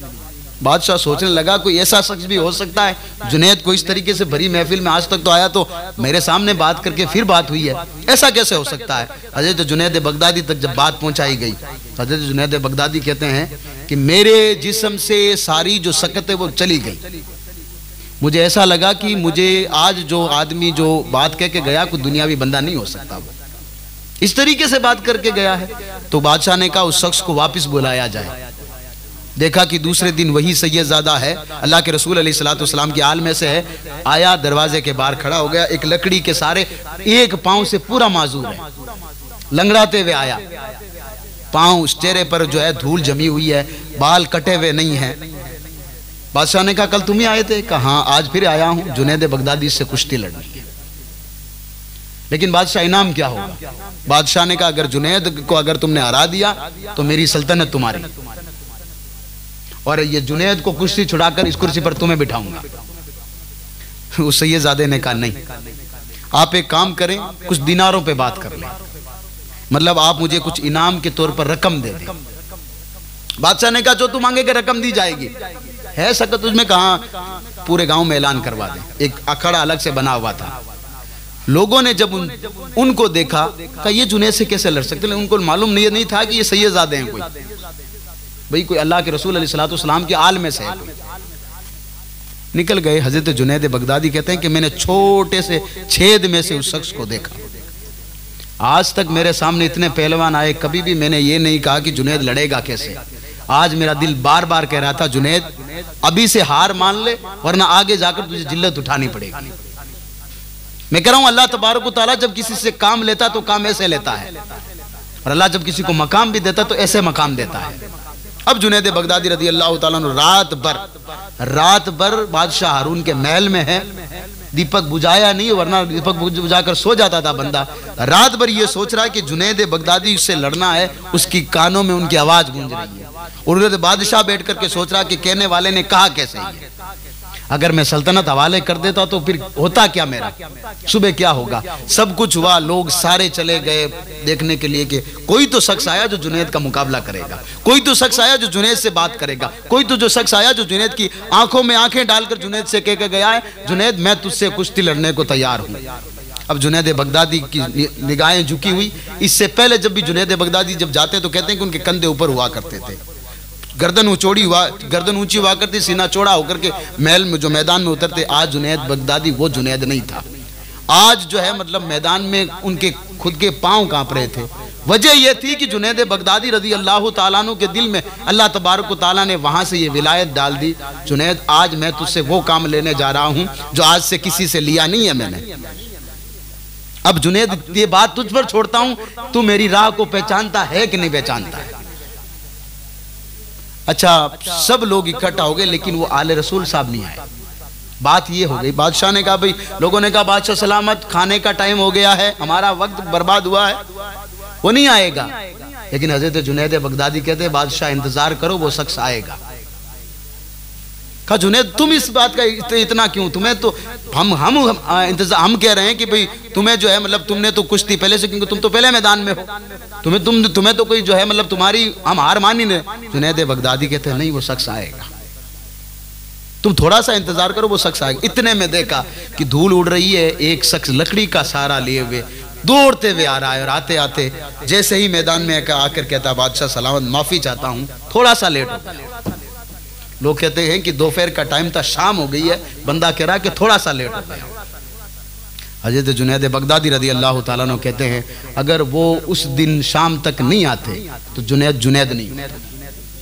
जुनैद इस पानी पर चलने वाला जुनैद नहीं होता, बादशाहों के महल में जो है मतलब नरम बिस्तर पर सोकर के अल्लाह से गाफिल रहने वाला जुनैद होता भी। ये हजरत जुनैद बगदादी। अच्छा, जब दोनों में जब मामला हुआ तो बादशाह ने कहा आप जुनैद से कुछ बात करना चाहते हो? उस अल्लाह के रसूल अलैहिस्सलाम के साहबजादे ने एक ही बात कही थी, जुनैद जानते हो मैं अल्लाह के रसूल अलैहिस्सलाम का एक शहजादा हूं, मेरी पूरी फैमिली यहाँ से थोड़ी दूर, तुम अगर मुझ पर भरोसा नहीं है तो जाकर के किसी आदमी से जाकर के पहचान करवा लेना, मेरी फैमिली है जो 7 या 8 दिन से उसने कुछ खाया नहीं है। अगर जुनैद आज अगर तुम हार जाते हो, जो बादशाह मुझे रकम देगा उसकी वजह से मेरी फैमिली जो है पेट भर के खाना खाएगी। अगर जुनैद आज अगर तुम हार जाते हो और अगर मेरी फैमिली अल्लाह के रसूल अलैहिस्सलाम की शहजादी और शहजादे अगर तुझे दुआ देते तो कल क़यामत के दिन इस बात की गारंटी मैं लेता हूं कि मैं अपने नाना से यानी हुजूर अलैहिस्सलाम से तुम्हारी शफाअत मैं कराऊंगा। लेकिन जुनैद बगदादी का भी अकीदा बड़ा मजबूत था। वो ये भी पूछ सकते थे कि तुम सैयद हो कि नहीं हो, सैयद हो कि नहीं हो, मैं वहां पहले चेक कराऊंगा नहीं। जुनैद बगदादी ने कहा अल्लाह के रसूल अलैहिस्सलाम के साहबजादे, बादशाह को ये बात मत कहना, आपके और मेरे बीच की बात है। ऐसा वार करना इस आज जुनैद पर कि अल्लाह भी राजी हो जाए, अल्लाह का रसूल भी राजी हो जाए, आप तो मुझसे पहले राजी हैं, बस मेरा काम है आप मुझे धक्का लगा दे, मैं गिर जाऊंगा।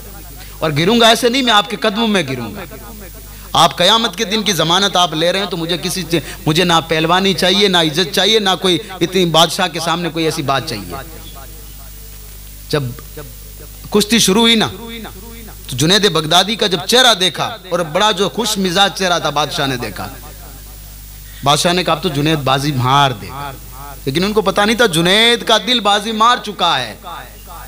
जुनैद आज वो फैसला ले चुका है, आज वो सौदा कर चुका है जो कल कयामत के दिन जुनैद के लिए सबसे बड़ा है। भाई शहजादा सामने खड़ा है, वो कह रहा है नाना से शफाअत मैं कराऊंगा। अब जुनैद को किस बात का टेंशन? जुनैद तो जाकर के शहजादे का दामन पकड़ लेगा, या रसूल अल्लाह, इन्होंने कहा था मेरा खानदान भूखा था, मैंने तो खाना खिलाया था, मैंने अपनी पहलवानी, मेरे पास एक ही चीज थी, दाव पर लगा दी, ये तेरा आपका शहजादा है। और अल्लाह के रसूल अपने शहजादों की बात को टालते नहीं है। जब जैसे ही जुनैद जमीन पर के बल पड़े ना तो तारीख ये बताती कि आज तक जुनैद को कोई चित नहीं पटक सका।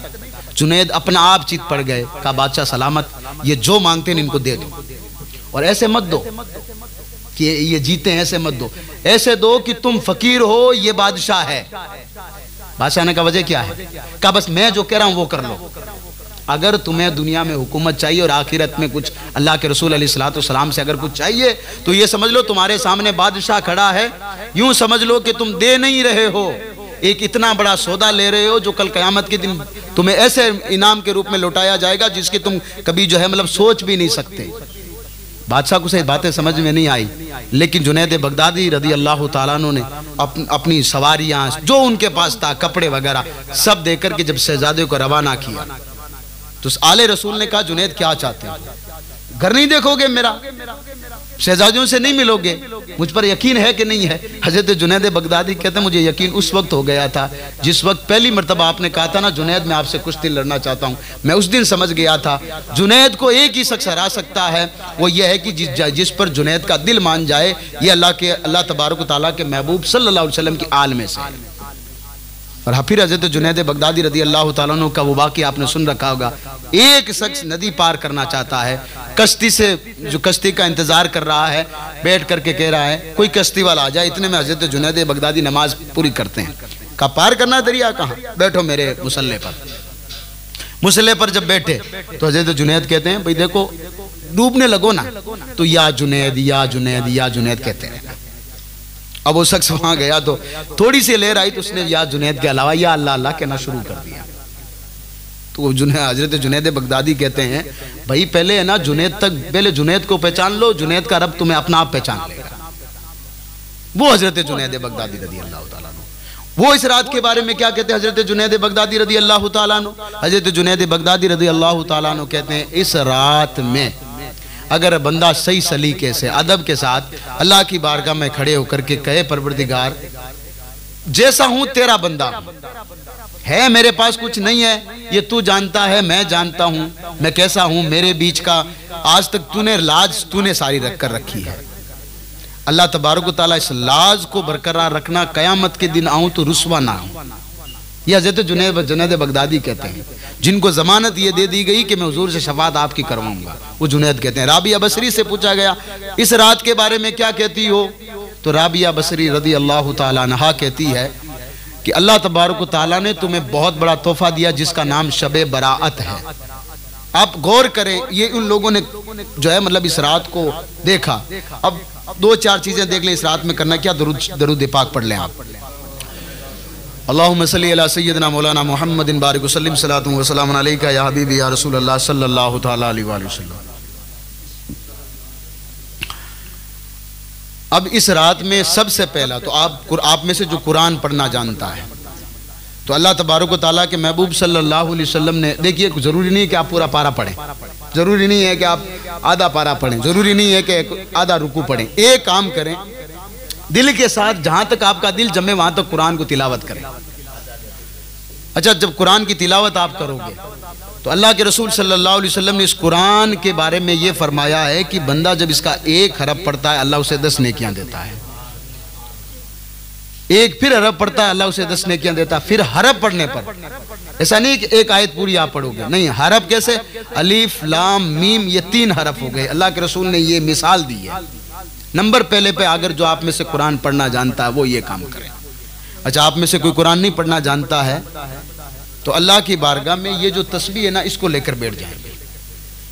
ये जो तस्बीह है ना, इसको लेकर बैठे। इस तस्बीह में शुरुआत करें बिस्मिल्लाहिर्रहमानिर्रहीम, 33 मरतबा आप पढ़ें सुबहान अल्लाह सुबहान अल्लाह सुबहान अल्लाह। इसका मतलब यह है कि अल्लाह तबारक व तआला तेरी जात पाक है। फिर एक आपने देखा होगा कि ये जो तस्बीह है ना, इसके बीच में एक इमाम खड़ा होता है जिसको निशान कहते हैं। हमारे यहाँ पर मेहराब इमाम सब कुछ बना दिया गया है। यहां तक 33 दाने मौजूद है मेहराब या इमाम को छोड़ करके, यहां तक सुभान अल्लाह पढ़ना। इमाम साहब को छोड़ करके अब आपको पढ़ना है अल्हम्दुलिल्लाह अल्हम्दुलिल्लाह अल्हम्दुलिल्लाह, एक इमाम से लेकर के दूसरे इमाम तक अल्हम्दुलिल्लाह ये भी हो जाता है 33 मरतबा। सोते सोते पढ़ें, बैठे बैठे पढ़ें। अदब यही है कि बैठ करके पढ़ें, वरना अगर आप बिस्तर पे सो जाएं तब भी पढ़ें। फिर आखिर में जो 34 दाने बचते हैं आप गिन करके देख लीजिएगा, इसलिए कि हुजूर अलैहिस्सलातु वस्सलाम की हदीस है इसमें।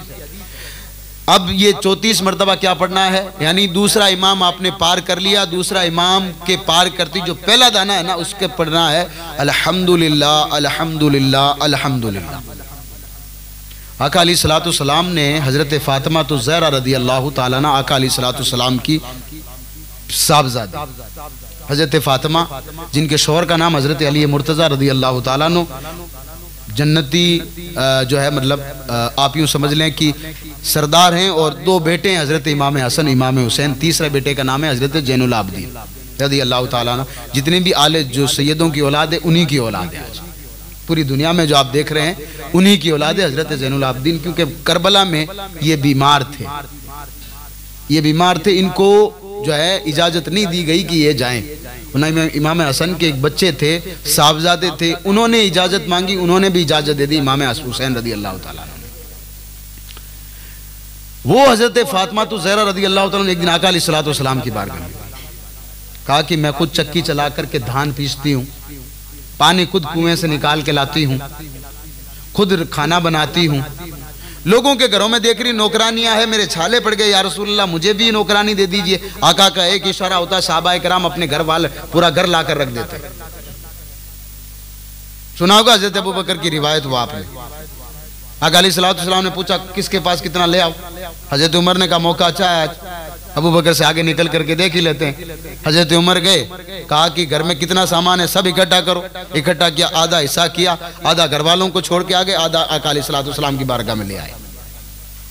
तो आज तो अबू बकर को पीछे छोड़ के ही चलते हैं, अबू बकर रोजाना आगे रहता है।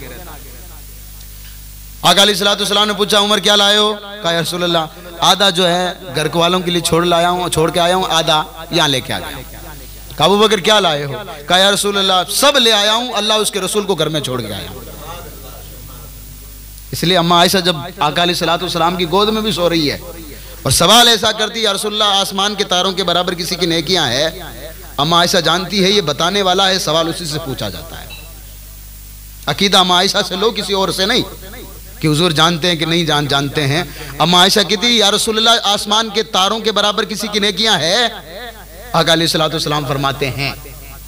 कहा किसकी या रसूलल्लाह? कहा हज़रत उमर फारूक रज़ी अल्लाह ताला अन्हु की। भाई वो आधा सामान लेकर आए, आसमान के तारों के बराबर नेकियां हैं। कभी जात में सो ना, आज की रात ऊपर जाकर देखो, तारे आपको ऐसे नजर आएंगे आप गिनती नहीं कर पाओगे। अम्मा आयशा कैसे जानती थी? हुजूर को मालूम है, उनको मालूम था ये गैब बताने वाले नबी हैं। अल्लाह ने सारे गैबों की खजाना इनको अता किया यार। अच्छा, अम्मा आयशा रज़ी अल्लाह ताला हज़रत अबू बकर की बेटी है। उन्होंने कहा फिर मेरे अब्बा के लिए क्या है? पूरा घर आपके लिए लेके आ गए, क्या है? आका अलैहिस्सलाम फरमाते हैं ये जो सारे तारे हैं ना, ये हज़रत उमर की नेकियां ना, इनके बराबर। हज़रत उमर की सारी नेकियां एक तरफ, अबू बकर की एक नेकी एक तरफ। अंदाजा लगाएं इस बात पर। लोग कहते हैं अबू बकर अफजल हुए कैसे? इस हदीस को पढ़ो। आका अलैहिस्सलाम फरमाते हैं हज़रत उमर की आसमान के बराबर नेकियां है आयशा, लेकिन सारी नेकियां हज़रत उमर की, सारी नेकियां एक तरफ, अबू बकर की एक नेकी अगर एक तरफ रख दूं ना तो हज़रत उमर की सारी नेकियां ढक जाएगी। फिर भी हज़रत उमर ये नहीं कहते हैं या रसूलल्लाह ये तो नहीं। हज़रत उमर कहते हैं नहीं अबू बकर तुम भी आज भी तुम हमसे आगे चल रहे हो। उनको मालूम था ये अल्लाह तबारक व तआला के महबूब के साथ उन्होंने जो सफ़र किया था, गारे सौर को करीब से जाकर देखिए। गारे सौर को आप एक ऐसी गार है, अंदर जाओगे तो ऐसी गार है, अकेला आदमी अंदर जाता है आज भी, ऐसे आपको बिल्कुल सिमट करके अंदर जाना पड़ता है। आपको गार वैसी की वैसी मौजूद है। अल्लाह उनको तौफीक दे कि उस गार की थोड़ी बहुत ऐसा काम करवाए कि आदमी आसानी से चढ़ सके वहां पे। जिस गार आप हम मानते ना ये रात हमें मिल गई है, जैसे गुजार लेंगे, बस मदरसे वाली टोपी पहनी आ गए, बैठे, वापस देखा, चाय पिया, सिन्नी मिली, जाकर सो गए। इन रातों की कदर करो अल्लाह के लिए। जिस हुजूर के बारे में हमें अल्लाह की कसम कुर्सी पर बैठ करके मैं आपको बता रहा हूँ ना, उस गारे ये जो जहाँ कुरान की पहली आयत नाजिल हुई है ना, अल्लाह आप सबको वहाँ की जो है ज़ियारत नसीब फरमाए। मक्का मुकरमा में जब आप रहते हैं, आपको गारे हीरा जब आपको खुद को जाना पड़ता अपनी टैक्सी से, जाइए 1100 फीट ऊपर है वो, हम जाते हैं तो भाई रोड जाना पड़ता है। वहां से जब आधे आप गारे हीरा चढ़ोगे ना, आपको सामने खानाए काबा नजर आएगा। कहते हैं हुजूर अलैहिस्सलाम इस रास्ते से आते थे, उस रास्ते से आप तसव्वुर नहीं कर सकते थे हुजूर आते कैसे थे यहाँ पे।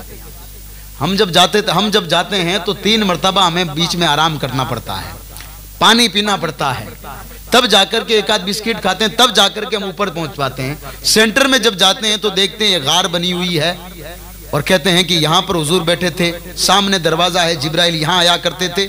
हम सब की माँ हज़रत खदीजतुल कुबरा उनके पीछे उनके लिए खाना लेकर आती थी। मैं तो एक मरतबा गया हूँ, 4 घंटे लगे थे मुझे, चढ़ा तब तो ठीक है आप आराम से चढ़ सकते, तो वापस जब उतरे तो थोड़ा बहुत आपको डर लगता है। इसलिए कि वापस यूं है आने में, पूरे पत्थर जो है वो चिकन वाले पत्थर नहीं, चिकने वाले, मतलब आप फिसल सकते हो कभी भी।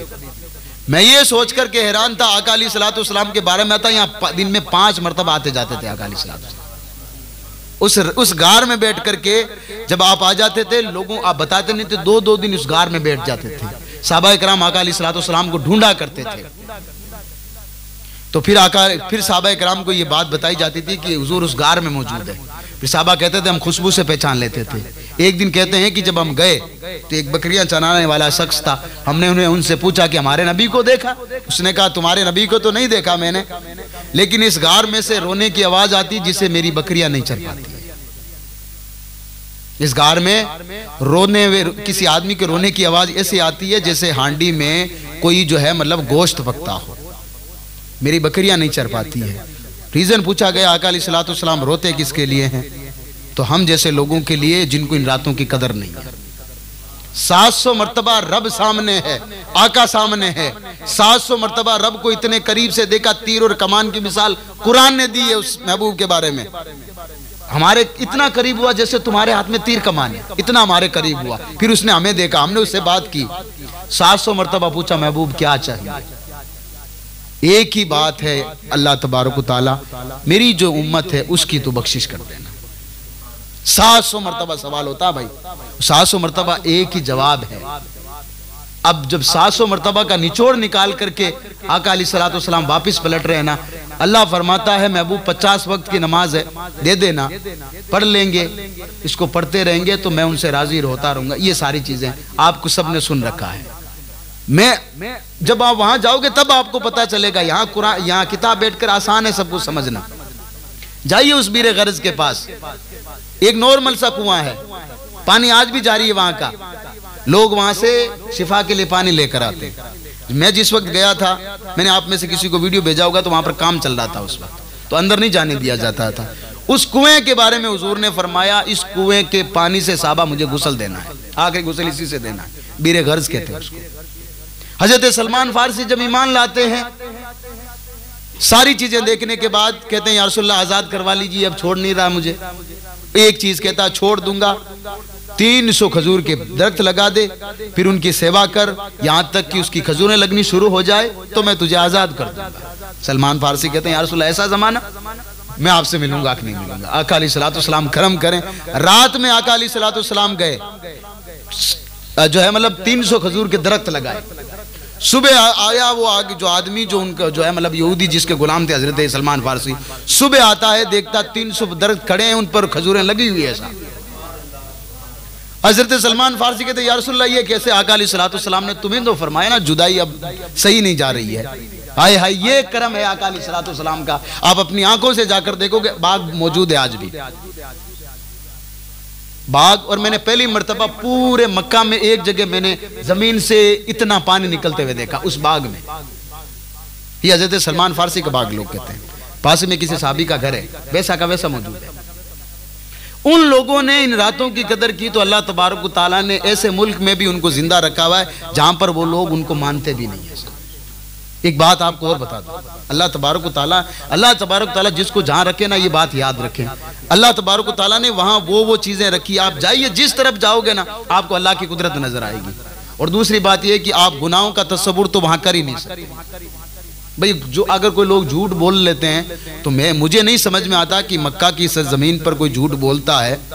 वहां तो वो जमीन है कि आदमी अगर जहन में भी ले आता है कि मुझे ये गलत काम करना है, तो अल्लाह के रसूल फरमाते हैं उसके नामाए अमाल में गुनाह करने का जो है जो भी उसको मिलने वाला होता है उसको नामाए अमाल में लिख दिया। सोचने पर अगर वहां जमीन पर कोई शख्स झूठ बोलता है तो मैं समझता हूं उसके ईमान की कमजोरी है। ईमान नहीं हो सकता उस बंदे के पास जो उस जमीन पर बैठ करके झूठ बोले। भाई आप में से कोई जो भी गया है, आपने खुद ने वहां पर तजुर्बा किया होगा, अल्लाह तबारक व तआला दुनिया की सारी मोहब्बत निकाल देता है। खास करके उस बाबुसलाम से आप जब दाखिल होते हैं पहली मर्तबा, तो आपको खुद को ऐसा लगेगा मैं बहुत दूर से कोई भागा हुआ मुजरिम हूं, आज अपने घर पे आया हूं, आज पता नहीं घर पे कौन सी डांट मिलेगी। अपने आप जिसको रोना नहीं आता ना, वहां रोना आ जाता है।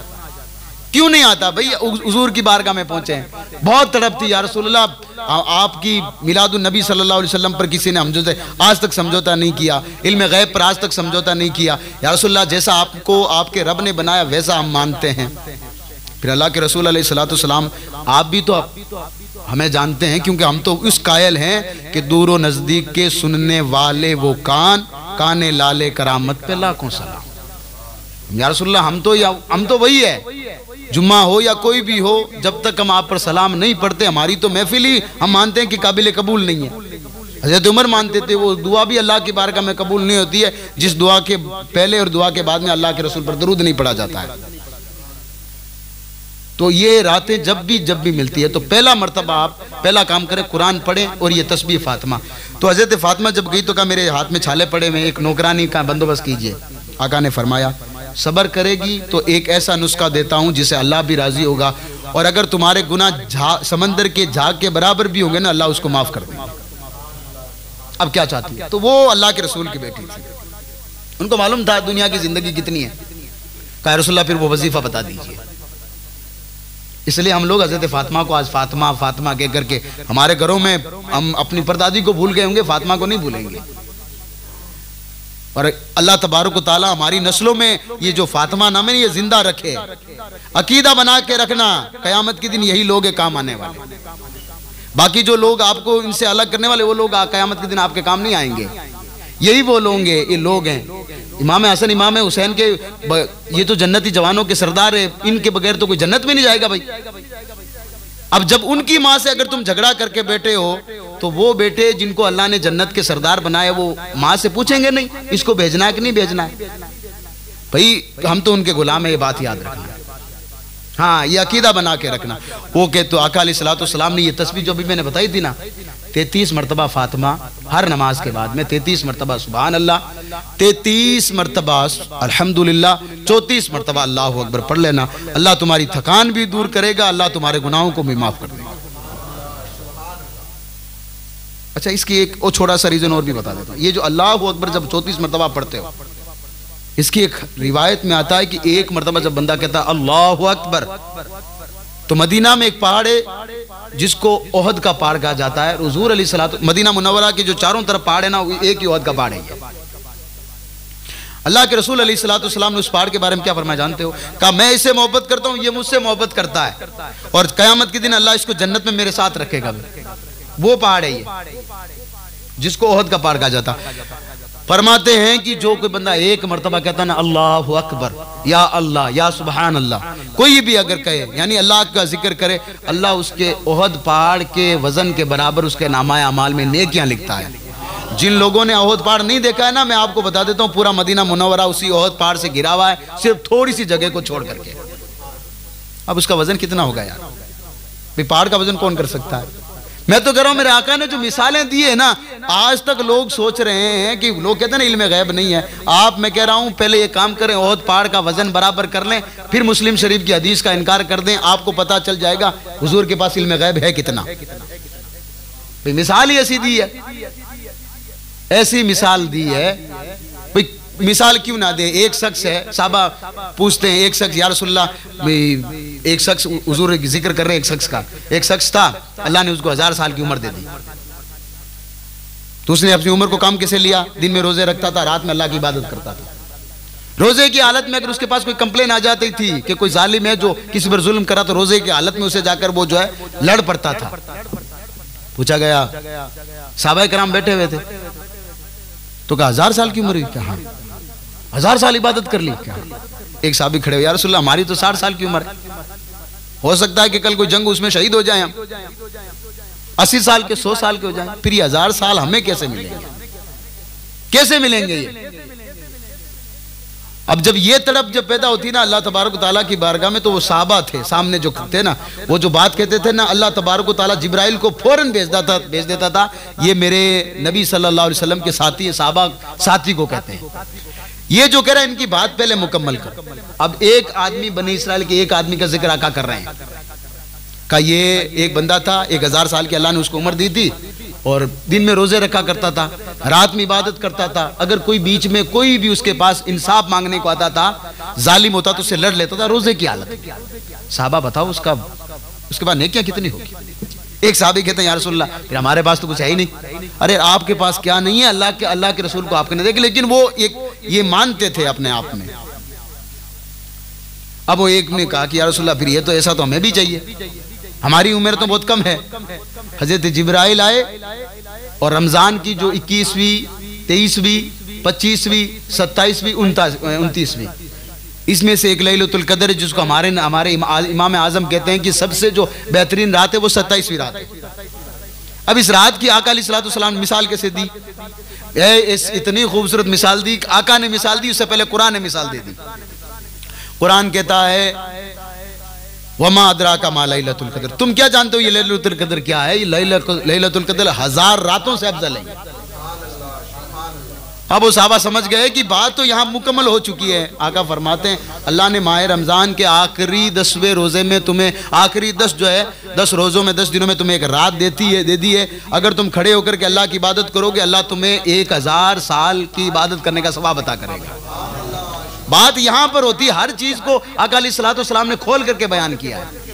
ये अलग चीज़ है कि हमारा ईमान कमज़ोर रहा कि हमने उन चीज़ों को, बातों को समझा नहीं, या उन बातों को अलग तरफ लेके चले गए।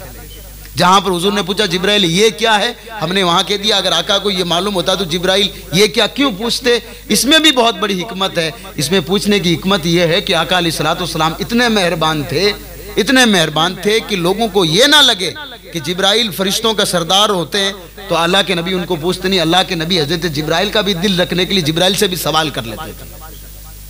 राम लोगों का ईमान इतना कमजोर है, जिब्राइल से आका क्यों पूछते थे? मैं कहता हूं इसलिए पूछते थे ताकि आका अलैहिस्सलाम ये बताते थे कि जो छोटे होते हैं ना उन पर शफकत किया करो। मलाकुल मौत बाहर आकर इंतजार करती थी आका अलैहिस्सलाम के, और बाहर किसी और शक्ल में आपके पास मौत आएगी ना तो आप खुद कहोगे इजाजत दे दे, नहीं इजाजत मिलेगी आपको। एक मर्तबा अम्मी से पूछ लूं, एक मर्तबा भाई से पूछ लूं, बीवी से पूछ लूं, मेरी बेटी मेरे बगैर नहीं रहती, मैं उससे पूछ लूं, नहीं, अब तुम्हारे पास टाइम नहीं, 1 सेकंड का टाइम नहीं है, बस रेडी हो जाओ, अल्लाह से मुलाकात कर, मोमिन हो तो।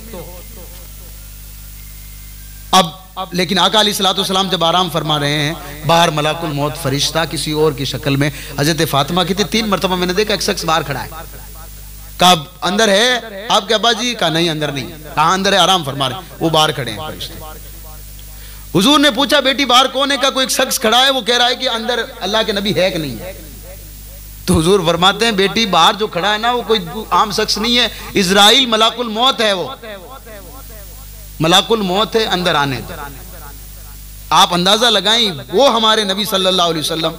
आप कह रहे हो कि नहीं साहब मैं और उनमें क्या फर्क, इतना है कि उन पर वही नाजिल होती थी। अच्छा वही नाजिल होती थी, एक ही चीज आप फैसला कर लें, आपको जब गुस्ल दिया जाता है, हजरत सुफियान सूरी कहते हैं, आप जब गुस्ल दिया जाता है तो मुर्दा है ना, अल्लाह उसको इजाजत नहीं देता है, वरना मुर्दा जब आप उसको नहलाते हो तो मुर्दा कहता है भाई अल्लाह तुझ पर रहम करे तो मुझे आराम से नहला। जो उसको लेटाया जाता है तो सुफियान सूरी कहते हैं कि मुर्दे को अच्छी तरीके से मालूम होता है, तो वो कहता है मेरे नीचे कोई चीज चुभ रही है लेकिन वो हमें सुनाई नहीं देती है, हमें सुनाई नहीं देती। लेकिन जब हुजूर के घर वाले हुजूर को रख रहे हैं, हजरत अब्दुल्लाह इब्न अब्बास कहते हैं या उनकी और किसी से रिवायत है, जब हुजूर को कब्र में रखा गया, तनिया खोली गई, हुजूर अलैहिस्सलाम के लबे मुबारक हिल रहे थे। मैंने करीब करके देखा, क्या फरमा रहे हैं आका? आला हज़रत फरमाते हैं तू जिंदा है वल्लाह। वल्लाह का मतलब होता है अरबी में कसम को कहते हैं। आला हज़रत फरमाते कसम खुदा की मैं कह रहा हूं या रसूलल्लाह आप जिंदा हैं। इसका मतलब ये है, ये ना जो आप शेर पढ़ते हो ना, तू जिंदा है वल्लाह, तू जिंदा है वल्लाह, अल्लाह की कसम या रसूलल्लाह आप जिंदा हैं, आप जिंदा हैं। ये तो मेरी आंखें जो आपको देख नहीं सकती है, मेरी चश्मे आलम से चुप जाने वाले।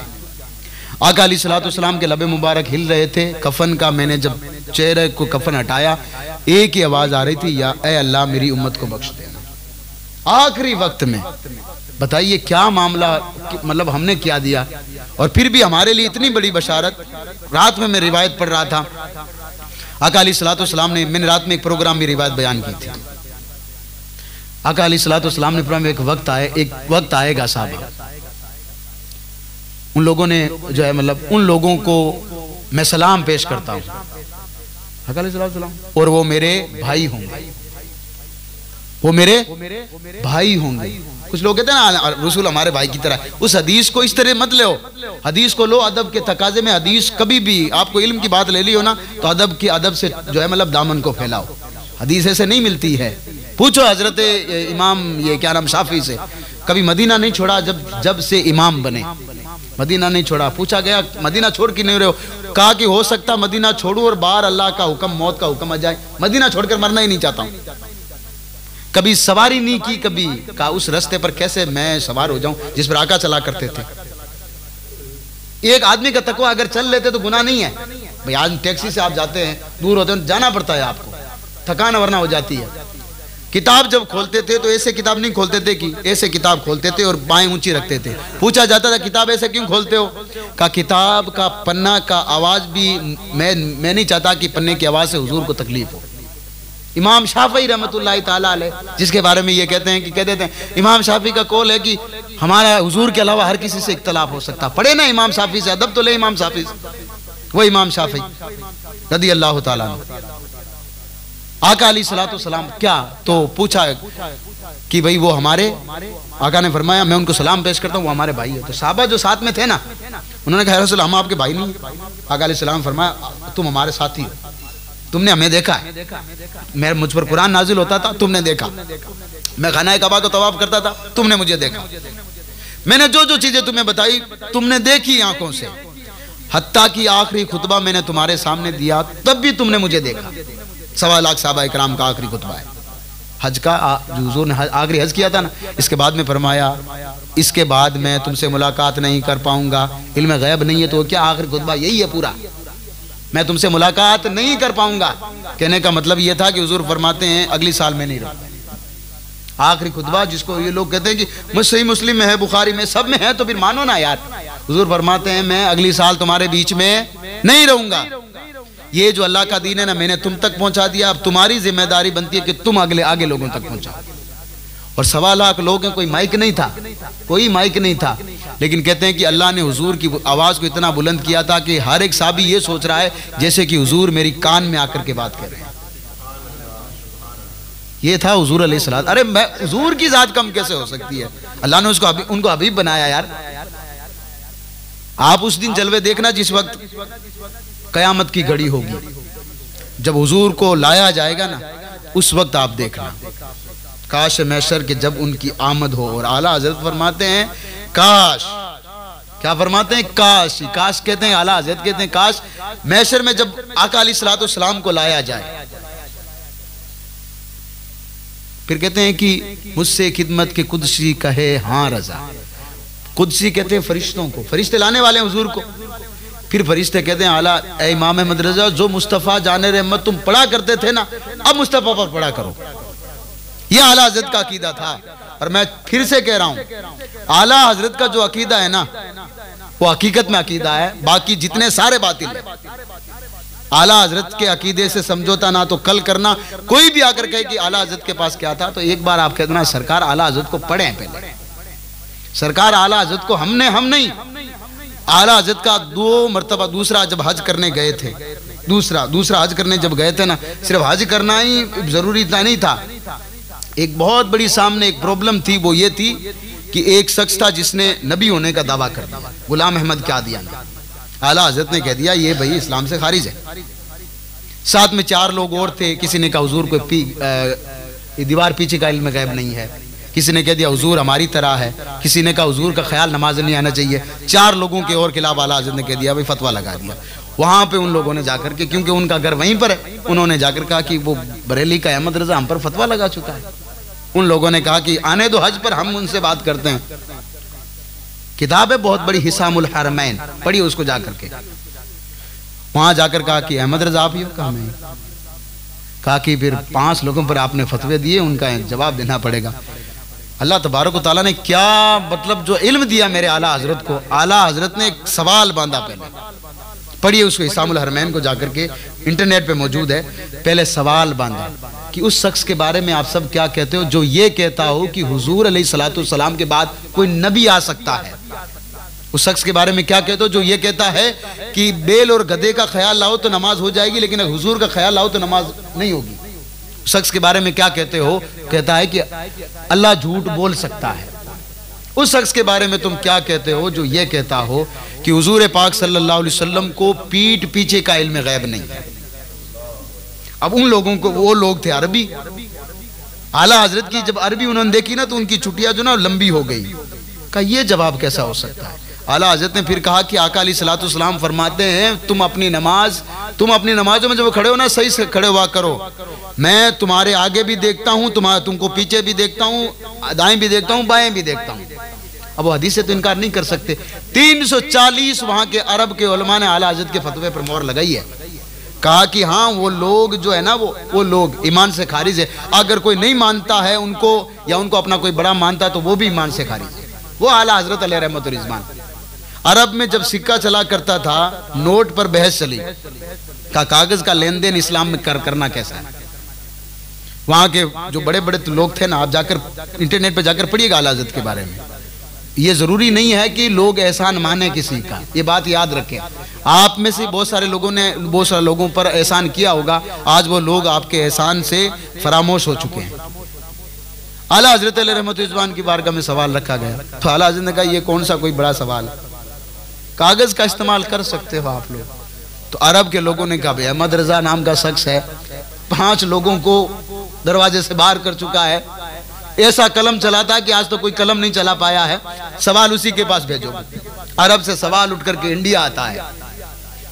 अहमद रजा क्या कहते हो। आला हजरत अलैहि रहमत व रिज़वान ने कुरान, हदीस, फिका सबसे जवाब देते हुए कहा कि तुम्हारी कंपनी को कहना कल से नोट छापना शुरू कर दे, तुम्हारी कंपनी को कहना कल से नोट चलाना शुरू कर दे। अरब वाले सब हैरान थे। जब उन्होंने आला हजरत का फतवा पढ़ा तो उन लोगों ने कहा ये कुरान की आयत हमारे सामने थी, हमें क्यों नहीं सूझी। मैं कहता हूं इसलिए नहीं सूझी कि अल्लाह तबारक ताला ये बताना चाहता है, मेरा इमाम मदरसा ऐसा है कि अल्लाह तबारक ताला तुम्हारे बीच में उनको वाकिफ करना चाहता है, पहचान लो, नहीं पहचानोगे तो गलती तुम्हारी है। ये आला हजरत है। कभी जाओ उनके दरबार में, हाजिरी दो यार, उनसे जैसा सुकून कि अल्लाह के कोई ना कोई औरत है उनके दरबार पे जाइए। एक तरफ आला हजरत का है, थोड़ा सा आप हटकर जाओगे तो आला हजरत के बेटे हैं हजरत अब्दुल मुस्तफ़ा, जिनको मुफ्ती आजम हिंद कहा जाता है। हुकूमतें गिरा दिया करती थी, फतवे नहीं गिरते थे उनके। आगे थोड़ा सा जाओगे तो मेरे पीरो मुर्शिद भी है, पूरी दुनिया जिनको शरीयत का ताज शरीयत मानती है। हाँ, उनका भी मज़ार है वहां पर, पूरा लोग उनको मानते थे, लोग नहीं मानते, अल्लाह मनवा देता है। आला हजरत से पूछा गया शब बारात के बारे में, आखिरी बात कर रहा हूं, क्या करना चाहिए। आला हजरत फरमाते हैं शब बारात में अल्लाह की बारगाह में शुक्र अदा करो। किस चीज का। अल्लाह तूने मुझे ईमान दिया है, ईमान दिया है ना, तो ईमान तो हजरत मूसा की उम्मत में मिल जाता, इदरीस की उम्र में मिल जाता, हजरत इब्राहिम की उम्मत में मिल जाता। अल्लाह तेरा शुक्र अदा करता हूँ तूने प्यारे हबीब सल्लल्लाहु अलैहि वसल्लम की उम्मत में पैदा किया। पूरे कलम तोड़ दिया आला हजरत ने। इस रात में शुक्र इस बात का करो। तुम कहते हो ना शब बारात में हमें क्या नहीं करना चाहिए, फिर आला हजरत कहते हैं अपने जिस्म को देखो, अगर सारी चीजें सलामत है अल्लाह की बारगाह में शुक्र अदा करो। रात भी तूने इतनी अच्छी दी है, जिस्म भी ऐसा दिया कि तेरी बारगाह में सही तरीके से खड़ा हो सकता हूं मैं। अल्लाह इनको सलामत रखना। फिर इसके बाद में आला हजरत कहते हैं कि फिर अपने अंदर की चीजों पर, यानी आप कोई गोली तो नहीं ले रहे हैं, कोई मेडिसिन तो नहीं ले रहे हैं ना, ले रहे हैं तो सब्र करें, और नहीं ले रहे हैं तो उन लोगों को देखें जो मेडिसिन लेकर भी आपके पीछे सब में खड़ा है शख्स। अल्लाह तबारक व तआला मेरा जिस्म सलामत है, अंदर की सारे पुर्जे सलामत है। आज की रात अगर मैं तेरी बारगाह में आ गया हूं तो तुझसे बड़ा मेरा कोई रब नहीं है और तुझ मुझसे छोटा कोई बंदा नहीं है तेरा। ये काम करें। फिर पूछा गया फिर क्या करना है, तो आला हजरत फरमाते हैं फिर अपने वालिदैन को देखें, कैसे आपको वालिदैन मिले। तो मैं तो कह रहा हूं कि हर एक आदमी कहेगा मेरे बाप जैसा कोई बाप नहीं, मेरी माँ की जैसी किसी की माँ नहीं, हर कोई ये कहेगा। तो आप अल्लाह की बारगाह में दुआ करें, अल्लाह तबारक व तआला इन पर तू इस तरीके से मेहरबान हो जा जैसे ये मुझ पर बचपन में मेहरबान थे। अल्लाह तबारक व तआला से दुआ ये करो। आला हजरत फरमाते हैं इस तरीके से अपने माँ बाप के लिए दुआ करो, अल्लाह इन पर ऐसे मेहरबान हो जा जैसे ये बचपन में मुझ पर मेहरबान थे। आप सिर्फ इतना अंदाजा लगा लें, आप जब बचपन में थे तो मेहरबान कैसे थे, बस इतना सा अंदाजा लगा लें, अल्लाह की बारगाह में अपने आप आपका दिल झुक जाएगा। फिर कहते हैं फिर क्या करना है, तो फिर कहते हैं आला हज़रत कहते हैं अपने कुंबे की तरफ देखो, खानदान की तरफ देखो। अल्लाह तबारक व तआला ने अगर आपका खानदान सही सलामत रखा है, मोहब्बत है उनके अंदर, दरमियान सब कुछ है, तो फिर अल्लाह की बारगाह में फिर कहो अल्लाह तेरा शुक्र है, इस नाम का भी एक सजदा करता हूँ। परवरदिगार तूने कुंबा यानी खानदान इतना अच्छा दिया है, सारे लोग मुझे सपोर्ट करने वाले हैं, सारे लोग मुझसे मोहब्बत करने वाले हैं। अल्लाह इनको सलामत रख, अल्लाह तबारक व तआला इनके गुनाह माफ कर, मेरे भी गुनाह माफ कर। आला हज़रत फरमाते हैं, और मैं कह रहा हूँ ऐसा तरीका आला हज़रत दे सकते हैं। फिर कहते हैं फिर क्या देखना चाहिए? कहा कि एक चीज फिर देखें, कहा अपने खानदान में देखें कि अगर दुनिया से कोई इंतकाल कर गया है तो उनके लिए दुआ करें, ए अल्लाह तबारक व तआला हमसे पहले वो लोग चले गए, कि कई लोग ऐसे थे जिनको मैंने देखा नहीं है, हो सकता है कि जहालत में उनकी जिंदगी गुजरी हो, उन तक तेरा दीन किसी ने नहीं पहुंचाया हो, और अल्लाह उन्होंने जिंदगी गुजारी, लेकिन हमने सुना है कि वो कलमा पढ़ने वाले लोग थे। अल्लाह तबारक व तआला आज की रात बड़ी जो है नेमत वाली रात है। अल्लाह तबारक व तआला मैं तेरी रहमत का वास्ता देकर दुआ करता हूँ, अल्लाह जितने लोग मरहूम हो चुके हैं, दुनिया से जा चुके हैं, अल्लाह उनकी बख्शिश कर दे। ये आला हज़रत कहते हैं तुम अगर इस तरीके से दुआ करोगे, फिर अल्लाह की बारगाह में दुआ करो, हलाल रोजी का सलीम जो है मेरे लिए रास्ता बना दे, और मेरी अगर औलाद है तो अल्लाह मेरी औलाद को वो मेरे लिए दिल का जो है सुकून बना दे। इस तरीके से दुआ करें। दो चीज़ें हो गई, नमाज, इसके बाद में कुरान पढ़ें, तस्बीह पढ़ें, तस्बीह फातिमा। तीसरी चीज़ है नफिल नमाज, 2-2 रकात करके पढ़ें, 4-4 रकात करके पढ़ें ज़रूर, 4 रकात पढ़ें, सही दिल के साथ पढ़ें, और इसके बाद में दुआ करें अल्लाह के बारे में। चलिए मान लीजिए आपने नफिल नमाज भी पढ़ ली, कुरान भी पढ़ ली, तस्बीह पढ़ ली, अब भी इसके बाद वक्त है, तो फिर अल्लाह की बारगाह में थोड़ा सा अपना हाल रखते हुए अल्लाह की बारगाह में दुआ का दीजिए। फिर इंशाअल्लाह तबारक तआला मरहूमीन के कब्रिस्तान पर चलेंगे तो उनके लिए कुछ यहाँ से तोहफा लेकर चलेंगे इंशाअल्लाह। तो क्या तोहफा लेना है? आप सब यहाँ से जाने से पहले, फिर से कह रहा हूँ, सुन लीजिए अच्छी तरीके से, यहाँ से जाने से पहले आप सब कुरान शरीफ पढ़ने वाले हैं तो जितना कुरान आपने पढ़ लिया है पढ़ें आप। जो नहीं पढ़ना जानते 3 मरतबा कुल वाला शरीफ, 1 मरतबा अलहम्दु शरीफ यहाँ पे पढ़ना है। वहाँ पे जाएंगे अलग से पढ़ेंगे हम। यहाँ से हम उनके लिए तोहफा लेके जाएंगे, इसलिए कि उन्होंने हमारे लिए ज़मीन रखी, जायदाद रखी, सब कुछ रखी, वो थे तो हम सुकून के साथ बैठे हुए आज। अगर वो नहीं होते तो हम लोग सुकून के साथ नहीं बैठे होते। ख़ानदान और भी हमने कई लोगों को देखे आज वो दर बदर भटक रहे हैं। आज हम ये कोशिश करें कि अल्लाह तबारक व तआला आज की रात हम उनके लिए इसाले सवाब लेकर आएँ, अल्लाह इनके हक़ में कबूल फरमा। ये काम करें और अपने लिए जो भी चीज़ें ना अल्लाह की बारगाह में रख दें। कोई चीज़ प्राइवेट, अल्लाह की बारगाह में कोई चीज़ प्राइवेट ना रखें। बस मैं हूँ, मेरा मालिक है, सब कुछ खड़े होकर के अल्लाह की बारगाह में मांगे, इंशाअल्लाह तबारक तआला अल्लाह खूब अता करेगा। फिर इस रात में, और फिर से कह रहा हूँ, ज़रूरी नहीं है कि सुबह 4 बजानी ज़रूरी है, ज़रूरी नहीं है। आप जाइए, इसके बाद में नफिल नमाज पढ़े, दुआ करके सो जाइए। सीधे जाते ही सो जाते हैं फजर की नमाज तक, क्योंकि हुजूर की हदीस है अगर इशा की नमाज पढ़ के कोई बंदा सोता है तो फजर तक उसकी जो है मतलब रात को अल्लाह तबारक व तआला इबादत में लिखता है। फिर फजर की नमाज पढ़ता है तो जोहर का वक्त तक अल्लाह तबारक व तआला उसका इबादत में लिखता है। इस तरीके से तो आज तो आपने फिर भी अल्लाह तबारक व तआला का शुक्र है। और ये रात क्यों ना आप, तो मैं तो कह रहा हूँ, कोई नहीं कह रहा तो आप उसको कहते हैं इस रात के सदके में मैं तो कभी ईशा की नमाज नहीं पढ़ता हूँ, आज मैंने ईशा की नमाज पढ़ी है, मेरे लिए इस रात से बेहतर तो कोई रात ही नहीं है। मुझे तो कभी तौफीक नहीं होती इन रात की, इस रात की, आज की रात अल्लाह ने तौफीक दी है, मैं तो इस रात को बड़ी मुकद्दस मानता हूँ भाई। तो मानो या ना मानो। फिर कल अगर आप में से कोई रोज़ा रखना चाहता है, 5:40 तक सुबह सहरी का टाइम रहता है, आप रोज़ा रखना है तो रखिए, क्योंकि हुजूर अलैहिस्सलाम माह रमज़ान के बाद अगर किसी महीने में सबसे ज़्यादा रोज़ा रखा करते थे तो इसी महीने में रखा करते थे। कोई कह दे कि माह रमज़ान की 15वीं रमज़ान का रोज़ा साबित नहीं है, कोई कह दे भी, तो आप उनको एक चीज़ कह दें, कौन सी चीज़ें साबित है जो आज हम लोग कर रहे हैं। अगर हुजूर की सुन्नत को समझकर एक रोज़ा करें तो हम लोग सबूत ढूंढ रहे हैं। हुजूर की सुन्नत के खिलाफ हजारों काम कर रहे हैं, हमने कभी सोचा भी नहीं इसका सबूत कुरान और हदीस में है कि नहीं है। हजारों हमने हुजूर अलैहिस्सलाम के सहाबा को बुरा भला कहा, इसका सबूत कुरान में है।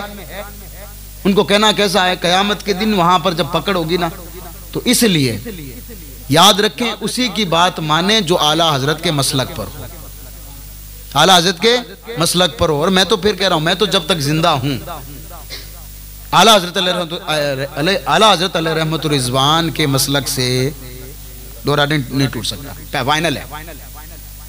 क्योंकि हमने आला हजरत के मसलों को अल्हम्दुलिल्लाह पढ़ा है भाई, और पढ़ा है ना तो इतने करीब से पढ़ा है कि आला हजरत अलैहि रहमत रिजवान ने हमें तरीका दिया। आप लोग कहते हो ना, एक लास्ट बात आपकी बारगाह में बता देता हूँ मैं, हमें लोग यहाँ कह देते हैं ना कि आप मज़ारों पर क्यों जाते हो, आप यूँ समझ लीजिए कि आपको यहाँ प्रैक्टिस कराई जाती है, आप यूँ समझ लीजिए। अच्छा, आपको नहीं समझ में आया तो बता देता हूँ। आप गरीब नवाज की बारगाह में जाते हो तो चप्पल कहाँ उतारते हो? बाहर गेट पे उतारते हो, 10 रुपए देते हो, बाहर ही उतारते हो ना। अल्लाह की कसम खाकर कह रहा हूँ, वहां जाइए, खानाए काबा यहाँ पर है, वो लोग चप्पल पहन के नमाज पढ़ते हैं। पूछ लीजिए किसी को, अगर चलिए मान लीजिए आप जैसा कोई शख्स है बाहर अगर खोलना चाहता तो वो लोग खोलने नहीं देते, तो फिर मजबूरन एक थैली में चप्पल लेने पड़ते हैं। आप अंदाजा लगाइए, आप नमाज पढ़ रहे हैं, आगे आपके चप्पल पड़े हुए हैं। इसलिए हमें यह तरीका बताया गया।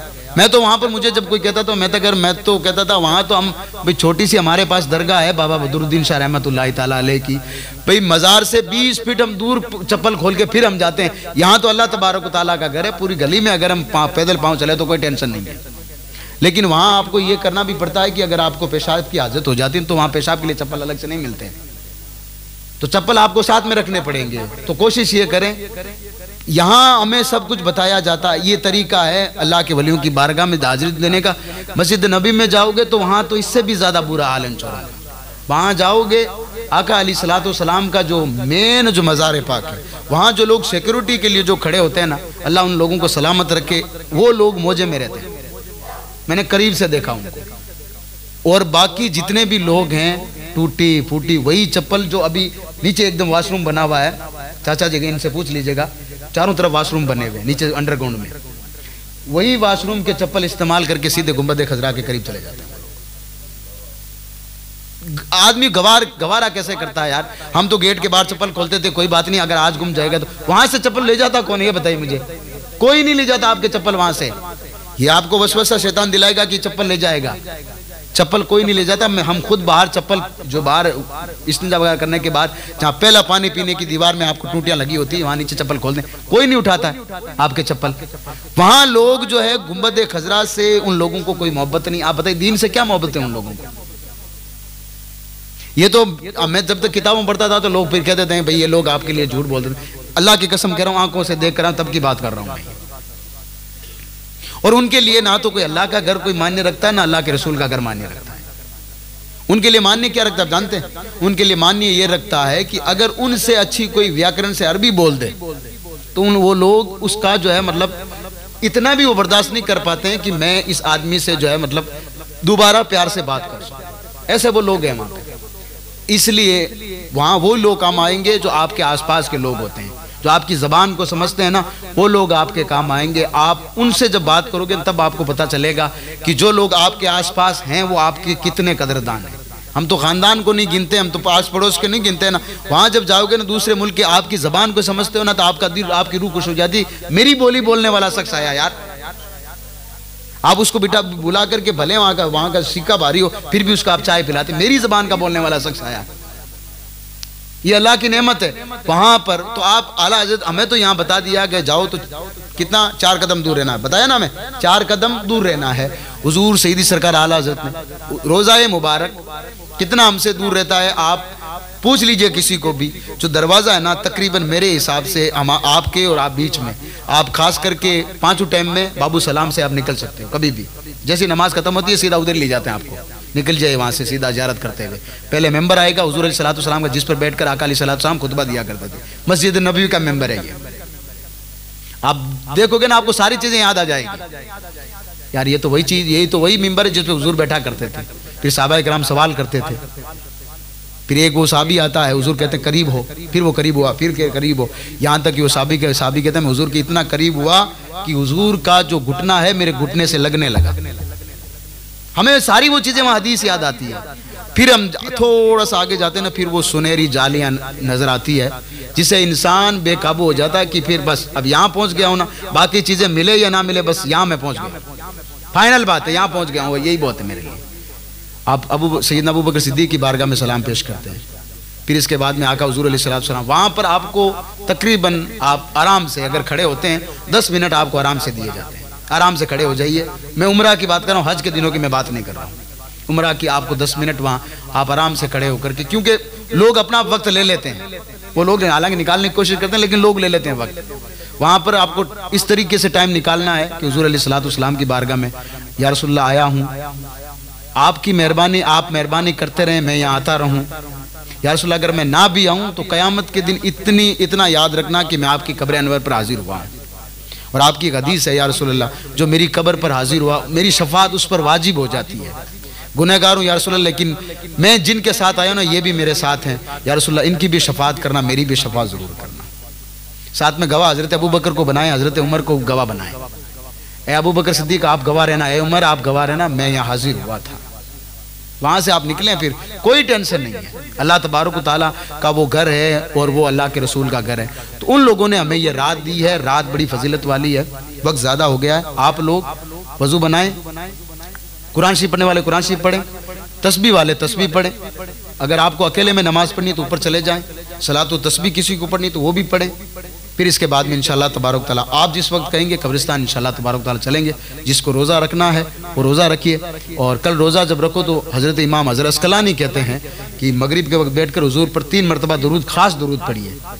मतलब खास का मतलब है कि रसूलुल्लाह आज मैं खास तरीके से आपकी बारगाह में तोहफा पेश कर रहा हूँ। फिर अल्लाह के रसूल की बारगाह में दुआ कीजिए। हज़रत अस्कलानी रहमतुल्लाहि तआला अलैह, इमाम हज़रत अस्कलानी 15 शाबान की रोज़े की फजीलत बयान करते हुए फरमाते हैं अपनी किताब में कि बंदा जब 3 मरतबा हुजूर पर दुरूद पढ़ता है तो अल्लाह तबारक, फिर अल्लाह की बारगाह में अल्लाह से दुआ करता तो अल्लाह तबारक व तआला उससे अपने नेमतों के खजानों में से खजाने अता करता है। जन्नत में जाने के लिए कल जब लोग पैदल जाएंगे तो अल्लाह उसे सवारी अता करेगा, हुजूर की शफाअत करेंगे। आप में से कोई तकलीफ आई है ना आज की रात अल्लाह की बारगाह में, कहें वो तकलीफ आई थी ना रब, मैंने तेरी बारगाह में शिकायत नहीं की थी, मैंने सबर किया था, परवरदिगार आज की रात आया हूँ तेरी बारगाह में, तू मेरा जो है काम बना दे। अल्लाह काम बनाने वाला है। अगर कोई खुशी आई थी ना तो अल्लाह की बारगाह में अर्ज करें, परवरदिगार वो खुशी तूने दी थी ना, मैं भूल गया था कि मैं तेरा बंदा हूँ, लेकिन तू मुझे नहीं भूला, और मैंने कोई ऐसा काम कर लिया कि जिसे तू नाराज हुआ है, तो अल्लाह मुझे माफ कर दे। जिस ज़मीन पर कभी मैंने गुनाह किया है वो ज़मीन कल क़यामत के दिन बोलेगी ना, तो अल्लाह इससे पहले मैं तौबा करता हूँ, ज़मीन को भी मेरे लिए जो है मेरे हक़ में बोलने की तौफीक दे, और आज के बाद वो गुनाह मैं कभी करूँगा नहीं।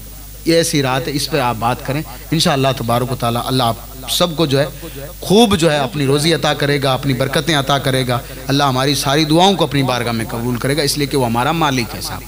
तो नमाज़ पढ़ें, कुरान शरीफ पढ़ें, तस्बीह फ़ातिमा पढ़ें। अल्लाह तबारक व तआला हम सब का यहाँ इकट्ठा होना अपनी बारगाह में कबूल फरमाए।